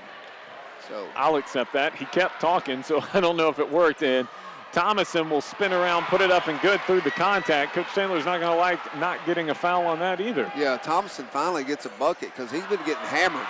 And now Ford with a steal. Ford out and running. Fernandez wraps him up. Yep, good hands there by Fernandez. Good foul. I thought Fernandez, he's got excellent speed. I thought he might have beat Ford out in front. Yeah, and I'm going to tell you, even when you're going for the ball like that, that's not always make good. It's not easy to make good contact. So he good with his left hand there to come in and knock it out of Ford's hand. No shot attempt as he misses the first free throw. 39-40, or 29. Ford missed the first. Second on the way. Good. 39-30, 3 minutes to go. Well, there you go. 3 minutes left in the third. Cope. Ham, they're running that little handoff weave. Davis gets it to Cope. We're blocked out by the official. Bear with me. It's Ham. He'll drive all the way in on the left side. Spins, goes to the glass. No good. Oh, that was nice, though. Woo. Well set up, too. Well, and now if you're Dickson County, you got to get a stop defensively. You've let Creekwood get as close as they've been for a while at 9, and Darden set to check back in. Walker takes the high arcing three. He's fouled. and he'll go to the line. Oh, it's on the floor. Well, he called it, I believe, on Cope on the screen, yeah. Yeah, not necessarily on the shooter, but on the screener, trying to fight through it. So Darden quickly back into the ball game. Cope's first, team's fourth, by the way. So Coach Taylor, for all the fussing, he's been getting the advantage of a lot of calls here. And then we got another whistle. Interesting. Foul there on Darden away from the ball. That's something, by the way, the foul, it's a hold. I don't know why teams don't use that in late game situations. When you got fouls to give, pull that jersey before the ball gets inbounded. Save the clock. Yeah, and Darden asked him what I did, and he told him. Howard, Bradshaw takes the three from the right side. That one's good, and now it's a 6-point game. Yep. Creekwood coming back, 2:10 to play, third quarter. Davis on the left wing trying to get it into Redmond. Instead, he'll drive, has it knocked away, saves it. It's Ham on the right side. Ham to the free throw line, blocked by Howard, and then it comes through to Redmond, and he puts the shot up no good, out of bounds off of Redmond. Yeah, I thought that one was one of those where Redmond pumped when he should have went straight back up right there because the defense wasn't there. When he pumped, it gave him time to collapse back on him and alter his shot. Beard checks back in for Davis. Dickson County pressing Redmond all over Edmondson. They go right side to Howard. Howard inside. Thomason over Darden. No good, but send him to the line. So you remember that bench warning that Coach Taylor got? Yeah. There have been 4 fouls called on Dickson County since that moment. Yeah, well, that's what I'm saying. It wasn't about where he was at. It was what he said. Yeah. For sure. Thomason, first one good.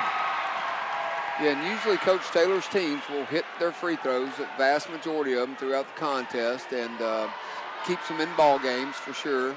2 for 2 there for Thomason. Halftime, 13-7, Titans ahead. 39-35 here. 30-second timeout called by Jay Pallas. I think that's a smart timeout.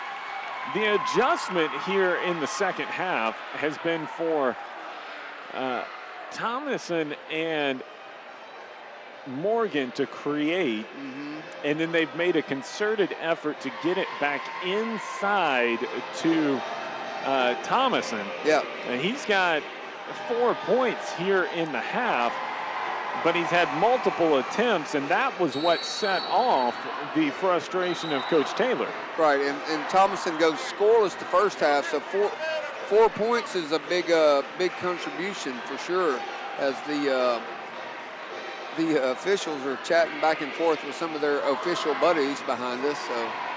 Yeah, we got to watch what we say. Artis and Stamper are over our shoulder. You know. Yeah, they're buddies. They're Dickson County institutions at this point. Yeah, they're buddies. They'll be okay. You know who I've been trying to get back into officiating? Who? Bob Rowell. I told him, we need officials. Yeah. Beard for 3 in the left corner. That one rims out. No good. Rebound. Howard. And bothered by Redmond. Yeah, the mayor says, as a mayor, he's going to sit that out. Yeah, now they're all working. Awesome. Huh. Very nice. First time I've seen them where they're all working. I like it. Bradshaw on the right side. Got a couple of Cougars. It's Fernandez and Harmon set to check in. Howard inside to Thomason. He's got 2 more. And the lead on the board, Coach, puckered up a little. 39-37, Dickson in front. They've gone scoreless for a while. Redmond wants to drive on Edmondson. To Beard, now outside. Ham for 3. Good. He left that hand in the cookie jar for a minute, too. Yeah, he knew that one was good the second it came out of his hands. So Ford finds in the corner at Bradshaw, and Redmond will pull the board on the long 3. Needs some help, gets it to Cope. Cope pushing. Ford cuts him off at the free throw line. 26 seconds to go in the left corner. Beard for 3. Good! Back-to-back threes. Triples the great equalizer, and now with 17 seconds to go in the third, it's 45-37. Dickson back up by 8. Yeah, there went your 2-point lead, huh? Just that quick. Ford in the center circle with 7 seconds. Goes right. Now with 4, with 3, with 2, step back 3, no good. Rebound Dickson County. We'll head to the fourth quarter, 45-37. Dickson in front. Want to shout out another one of our sponsors here, Dickson Insurance, your local auto owners insurance agency. Check them out, DicksonInsurance.com. Give them that call, 615-446-3742. And while we've got a moment, we also want to thank Greystone Golf Course. I said it earlier, the weather will get better. Yes. It's not going to rain till the end of time. One day the greens will green up thanks to all this wetness. The sand traps will dry out. And you'll have nice weather to go put a sweater on and play some golf, and you're not going to play finer courses in all of Middle Tennessee than you see out there at Greystone on Highway 70, just past Highway 96 on the left. If you're headed out of town, check them out, Greystone Golf Course, and you can go get a good view of the course as well. Greystone online at GreystoneGolfCourse.com. 8 minutes on the clock. Go ahead, Coach. I was just going to say, it's a beautiful place. And all my friends that come in and play the golf course, whether they're following their kid in a tournament or whether they're playing itself, they're like, it's just so pretty. It is pretty. And then that's not to speak about how good the greens and everything are out there. So awfully impressive for sure. The carpet in your house isn't quite as nice as the grass out there. No, excuse me. Oh, you're got fine. me choked up on the carpet in the house. Reference there. Hey, it was a 15-15 third quarter. 9 points for Morgan to lead the way. Ham's got 12 for Dickson County to lead the way. Just underway. Cougars get the ball out of the break, and they're running that weave up top, looking for a matchup. Not sure who. Fernandez from the free throw line. That's no good with the left hand there. And Creekwood with a chance to cut in to this 8-point advantage. Yeah, the quickness with the back-to-back threes took it from 2 to 6 and certainly made the coaching staff and players and fans breathe just a little bit easier if you're pulling for the Navy and white tonight in Dickson County here.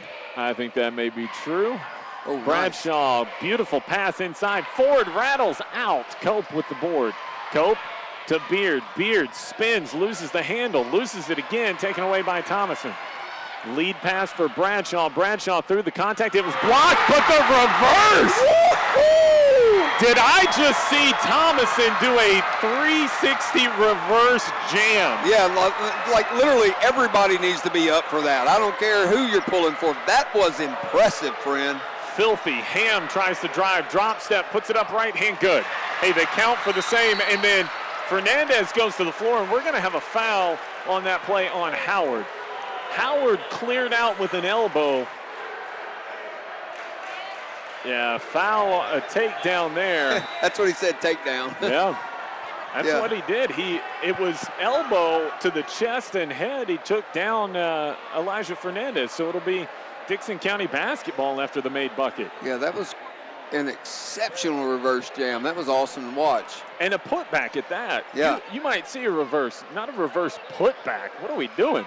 Ham in the corner, steps inside, puts it up air ball, and we got a foul underneath. And the foul is on Harmon with the push. The rebound was Thomason, so we'll go the other way, and it's the 1-and-1. Yep. Thomason will shoot a pair. How about the half he's having? Wow, and after going scoreless in the first half, Coach Taylor's team, this is where they will come back on you here. They'll get to the free throw line, normally knock them down. Well, you don't do it as long as Coach Charles has done it, as the first one is good, without having some stuff in the pocket to pull out in late game scenarios. Yeah. I joke with him as we're at the free throw line. I had him for 8th grade algebra. Yeah. And I went on to have him for trig later on, but the one thing that I will never forget is that second one's good. He taught me Pythagorean theorem. Right. I can figure out a roof to this day, man. I got that. Yeah. Loose ball on the floor. Ham saves it. Darden. Now Ham. It's funny for me to think that Coach Taylor is not a math teacher anymore, though. Yeah, but here's the thing is everything that he has taught in the math department throughout the years. Oh, Cope puts it up. Foul. He'll go to the line and shoot a pair. He is just his multiple faceted talents not only in math, but his ability to do the construction class that he does now and be a great carpenter himself because of his math skills. But from Algebra 1 to Algebra 2 to trig and all up and down. First one by Cope is good. 6:16 to play. It's 47-41. Dickson County in front. 48, supposed to be. Will be in a moment. Yeah, hope so anyway. There it is. That was pure. 48-41. Morgan brings it into the front court for the Red Hawks. And now they're running that little handoff up top. Morgan head fake, drives in, tries to get to the rim through the contact. No, shot is no good. The foul's going to be on Davis. It'll be his third. It'll be a two-shot foul. Yep. And you were right, by the way. with what, sir? Score. Oh, yes, sir. It's 49-41. Yeah, Coach Red, he's got a bunch of buttons to push down there. All I got to do is mark through a line. It's easier, trust me. Morgan hits the first. I've done that job too down there. It's not quite as fun as this one, friend. Did you do it on the other hill? I've done it many times. For here, there, Charlotte Middle, wherever is needed. Morgan good there as well. 49-43. Dickson County in front, under 6 to play. Cope loses it. We might see a thunder dunk from Ford. He goes up with two hands and throws it down. Yeah, that was fun to watch.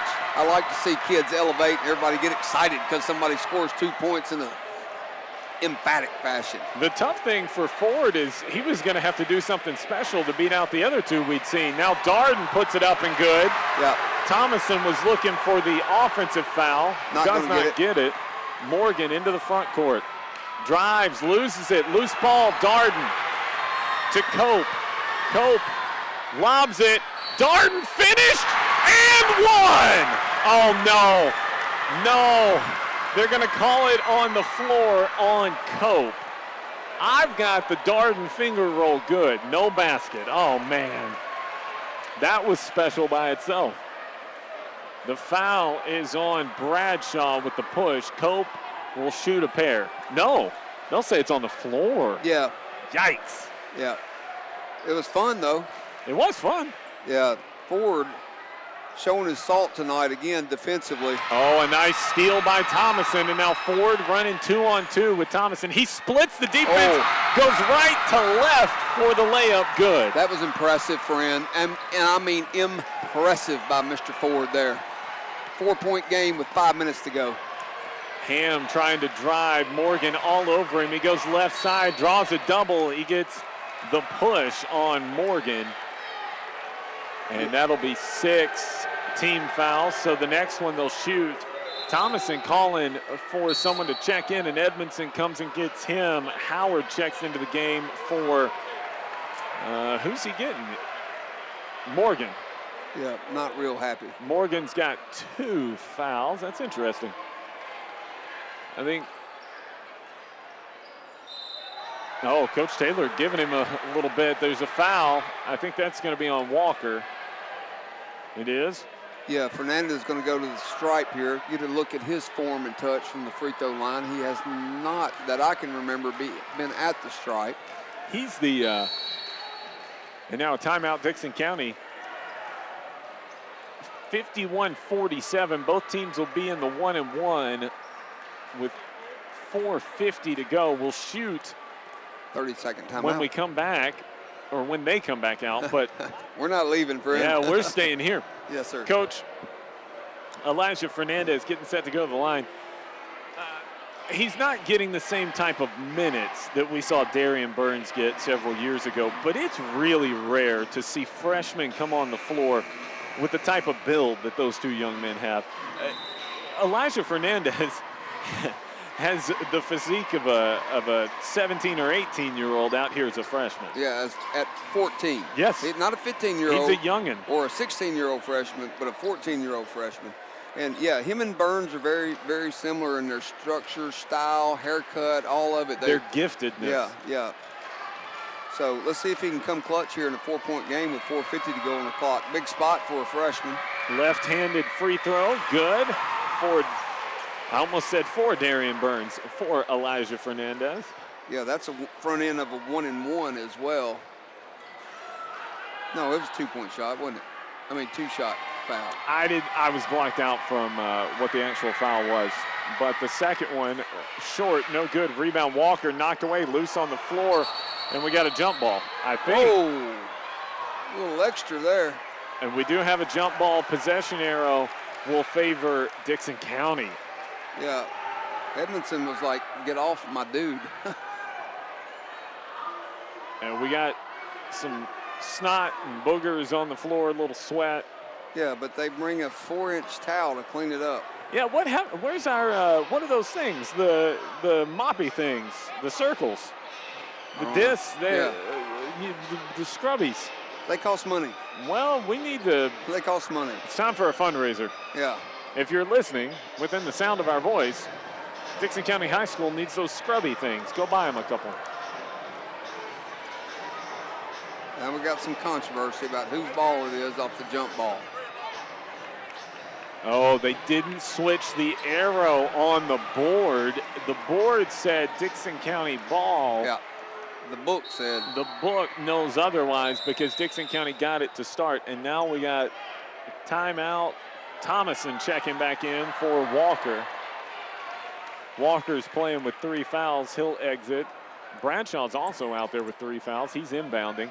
They get it into Ford. Dickson County shows token pressure. They back out. 4:40 to play. 5-point game. 52-47. Cougars in front. Sorry, Coach. Yeah, they were telling them to switch the arrow. All 2 officials were like, switch it so it's not confusing next time. Ford.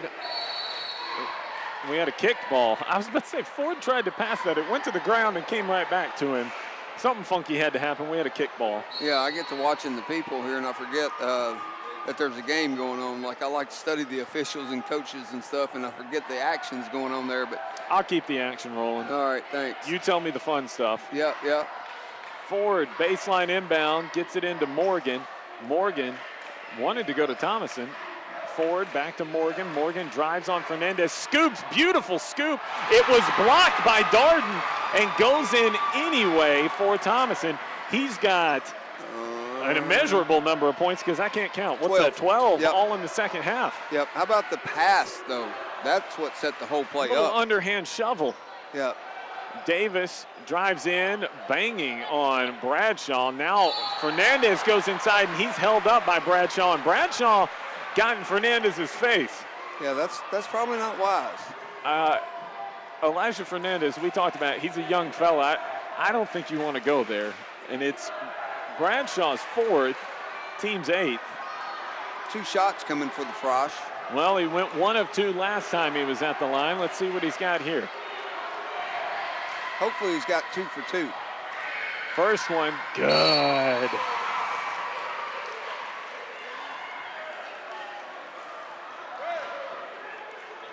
Walker checks back in. Lee will get Fernandez if he can knock these down. So on the floor, let's reset it for you. Davis, Beard, Ham, Fernandez, and Darden with Lee set to check in. For Creekwood, it's Walker, Walker, Howard, Bradshaw. That ball off of Creekwood out of bounds. Ford, and I'm missing one. Thomason. Yeah, he said stay here with it. So I thought it was fixing to be the Redhawks ball, but Mr. Lee on the baseline said, no, sir, we're staying here. Lee puts it up high, no good. Morgan gets the board, and then we get a foul on Ham. Ham trying to wrap up and tie that up, and now he's getting into it with the official a little bit, and Coach Pallas says, no, you went around him. See, and here's what you get, okay? We play rough and tumble the first half, and they're doing the exact same movements that they did in the first half, and it wasn't a foul, and then they do it now, and they're like, why is it a foul? Well, because he blew the whistle and said, hey, you reached. By the book, it was a foul the whole game. Yes. By execution, not so much. Morgan hits the first. And what more would you have expected, Coach, than for this game to be tight, headed to the Final Four? Yep. Got to finish a little better than the Cougars did last night. Morgan uses 5 bounces of the rim and puts that one in and good. 3:50 to play now here in the fourth quarter. Beard will walk it up with Cope on the bench. Hands off to Davis. 53-51. Loose ball. Ford calling the timeout. Wow. See, and that's where I think Ford brings as much to the team defensively than he does offensively, and his wherewithal not only to come up with the steal but call timeout and retain possession. Yeah, it's the timeout. He's got the ball between his elbows, laying on the floor, calling timeout. That's huge. I want to thank our sponsor tonight on the radio side. Steve Jones Automotive brings you the MVP. Tonight they bring you our broadcast. Thanks to them, we've talked about their service department, but they carry a full line of Chrysler, Dodge, Jeep, Ram, and Fiat vehicles. I drive a Jeep Compass. Well, my wife drives a Jeep Compass, fully loaded, and I can tell you that Jeep brand means something. Yes, sir. Whether it's a Wrangler, a Compass, a Cherokee, the Wagoneer, the Grand Cherokee, they'll hook you up with what you need and get all the bells and whistles on it as well. Check them out, SteveJonesAuto.com. Ford will bring it up out of the Creekwood timeout. Creekwood can take a lead or tie on this possession. Walker to Ford, moving left to right now. Cope will check back in at the next dead ball. 3:20 to play. See if Ford can match his defensive prowess with some offense here, as I'm sure the Red Hawk Nation would like to see him get going offensively. Well, Beard and Ham weren't sure who had him. He had a moment there. Now it's Morgan on the left wing, resetting the offense. They're going to run three. Write that down. Take some notes. Well, here's the thing is how much man-to-man we've been playing. I guess. They bounce it in the corner to Morgan, and it's stolen by Davis. He intercepted the pass. Davis running, floating, and a foul. Oh, that's a tough call on Howard. That looked like a lot of ball. Yeah, that looked like the kitchen counter after Sunday cleanup. That was clean, man. What's your go-to after church meal, Coach? Oh, man, we have a big... First one's good by Davis. We do a lot of rotating meals because it's kind of becomes a family thing and it's a big thing. So like tomorrow is taco and potato bar. All right. Yeah. Ooh, potato bar. You're speaking my language. Yeah. Second one by Davis is good. We'll be at Granny's for lunch tomorrow. We do that just about every Sunday, not over the holidays. But yeah. My favorite is the surf and turf. I like the fried chicken. Here comes Morgan the other way, 240. Can you tell we're hungry? Yeah, steak and shrimp is pretty good in my world. Oh, a steal by Darden. He's got a run out. They won't let him dunk. He'll lay it up. Count it! How did he survive the contact? I wasn't sure they were going to count the basket, but they did. Morgan with the foul. Darden floated with the right hand up off the glass as he was flying out of bounds. And that builds the lead up to 6 with the and one pending. See if Darden can be pure with this free throw. And he can't. Walker pulls the board. 3-point game, 2:25. I'm sorry, 6-point game, 2:25 to play here in the fourth. And it's Howard working on the left side into the paint, bounces it down low. Thomason had it knocked away by Cope. It'll stay with Creekwood under the basket. I thought Thomason lost it on the spin, but I guess they had a better view. Some grabby hands in there took it away from him. Yes, sir. Yes, sir. Ford gets it in. Now it's Morgan up top to Walker into the right corner for Ford. Yeah, look for the wood here to set up something for the three-point opportunity. Double high screen there. They go baseline instead. Kick. Walker for 3. Online, but too strong. And then we get a foul on, I think that's going to be on Ham. Yeah, and see, that's the thing. Ham was doing the exact same thing. They get a rebound. They bring it down. In the first half, they started slapping at it, and it wasn't a foul. Second half, you start slapping at it, it's a foul. So now they're back at the line with the clock stopped. 2 free throws by one of their best players, who is 4 for 4 already from the quarter from there. He hits another. 5 for 5. 1:57 to play. Lee checks out, Harmon back in. It's Lee, Darden, Cope, Beard, and Ham on the floor for Dickson. For Creekwood, Ford, Morgan, Howard, Bradshaw, and Thomason. Both free throws good. Gets us back to a 4-point game. Darden will bring it up, under 2 to play. Yeah, we got to be satisfied. Okay, if they get the rebound, we can't foul them and make it worse. 57-53, Dickson County in front. Beard driving, down low, Darden on the paint, good. That was a real nice pass by Beard there, going across the grain. Very nice. Lead is back to 6 for Dickson County. Morgan hands off to Howard. Howard lays it up on the glass, and they'll count it. Darden slapped the backboard with the ball up there. Or are they going to call a foul? No, goaltending. So that's going to credit Howard with his first basket of the night. Yeah. They're going to pick up full court man here. Creekwood didn't know what was going on. Dixon County had a moment there. Now Ham brings it up, crosses over to Darden, and Howard throws it off of Darden. And that's a situation when Coach Powell is frustrated. He said, we don't need that. No. Set up something a little higher percentage to score. How about that? 59-55. Morgan with the ball, trailing for Creekwood. He throws it up. He tried to get contact on Darden. Darden didn't do anything. No, if anything, Morgan initiated the contact. Yeah. Dickson doesn't need anything here. Darden being batted around like a piñata, loses the ball, and they'll call a foul. 2 shots coming now for Darden. Both teams in the double bonus, 55.6 seconds to play. Davis set to check defensively here, I'm sure.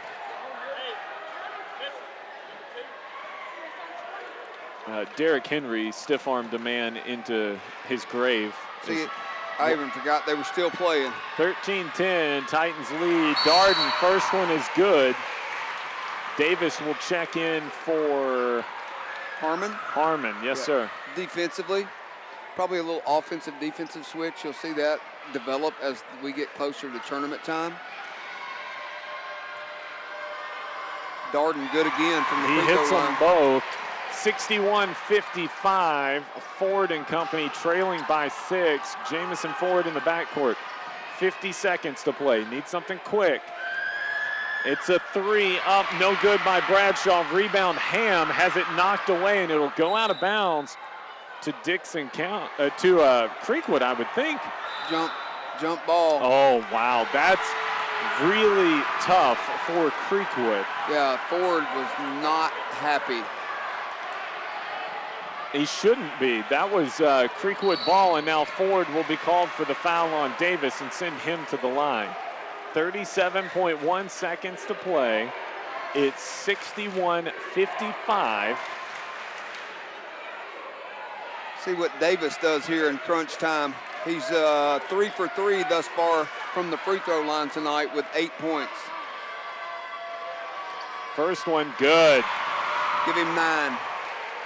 Chance to go into double figures here for Mr. Davis.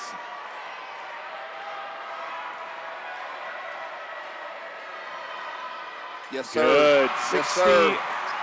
63-55. Ford against the press. Step back 3. No good. Rebound. Beard. And Beard will pull it back. He's doubled in the backcourt. Knocked away. Thomason puts it up. No, he's fouled by Beard. Yeah. And he'll shoot a pair. 22 seconds left. This one's... That's the last thing you need is to foul him. Let him take the layup. Right. The layup keeps the clock rolling. Exactly. 13-10 with 8:56 to go in the football game. Golly, that frustrates me. Yeah, 22 seconds remaining in our game. 63-55. Dickson County in front. First free throw for Thomason is good. Thomason's played really well this second half. That's his 13th point all in the second half, including the highlight reverse jam. I'm going to give you an update after that one's good as well. Derrick Henry just had an incomplete pass to Nick Westbrook-Akina. Todd Downing got cute again. Interesting. A foul called there as Beard dropped the ball. It seemed like they'll say it was through contact. And for the second possession in a row, Coach, if you're Creekwood, you got to be pretty frustrated with the officiating there. Yeah, Coach Taylor came up the sideline to say something and then just said, kind of threw his hands at it, said, not even worth saying anything right now. Beard to the line. He'll shoot a pair. First one, good.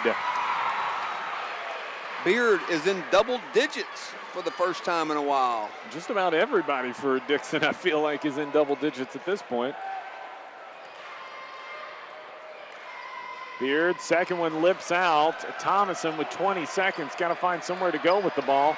Ford pushes it into the front court. Bradshaw takes a three way off the mark. Rebound tipped out by Howard.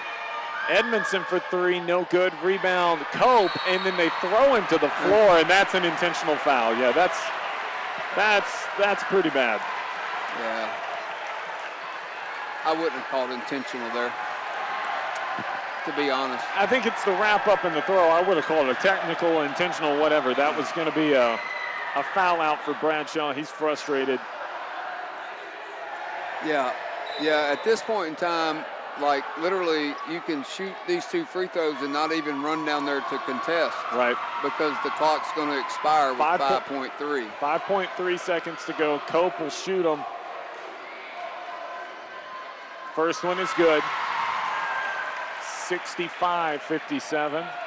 5.3 seconds. This one's all over but the crying. And the second one lips out. Cope a little frustrated with that one. It's a white ball. It is white ball. That's not the place you inbound it when there's an intentional foul. They shot free throws, so you go to half court.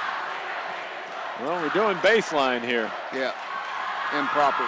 Davis gets it on the inbound, and then he's fouled by Edmondson. 2.3 to go. Long last 5 seconds, friend. It's because they know I'm hungry. Me and you both, my brother. I'm going to have to find something in town. I got to go home and get in bed, though. I'll tell you, don't let me forget. Okay. I'll hook you up. Coach has got the words. Yeah, I'll hook you up. 2.3 seconds. Davis at the line. He hits the first. He's had a good night. Yep, he's at 11. Balanced scoring tonight, which is a good thing. Second one, good. And Creekwood will inbound it. Ford will let it run out, and it's 67-57. Dickson County with a 10-point victory tonight. A lot of fun in the gym. So we get a split tonight. The girls take a tough loss. Boys, strong game here tonight. Big win. Yeah. The entertaining basketball all the way throughout. Take away the first quarter of the girls' game when it was 16-3. Other than that, every quarter, every possession, everything was competitive. Competitive basketball, which is what I like to see. So, competitive basketball.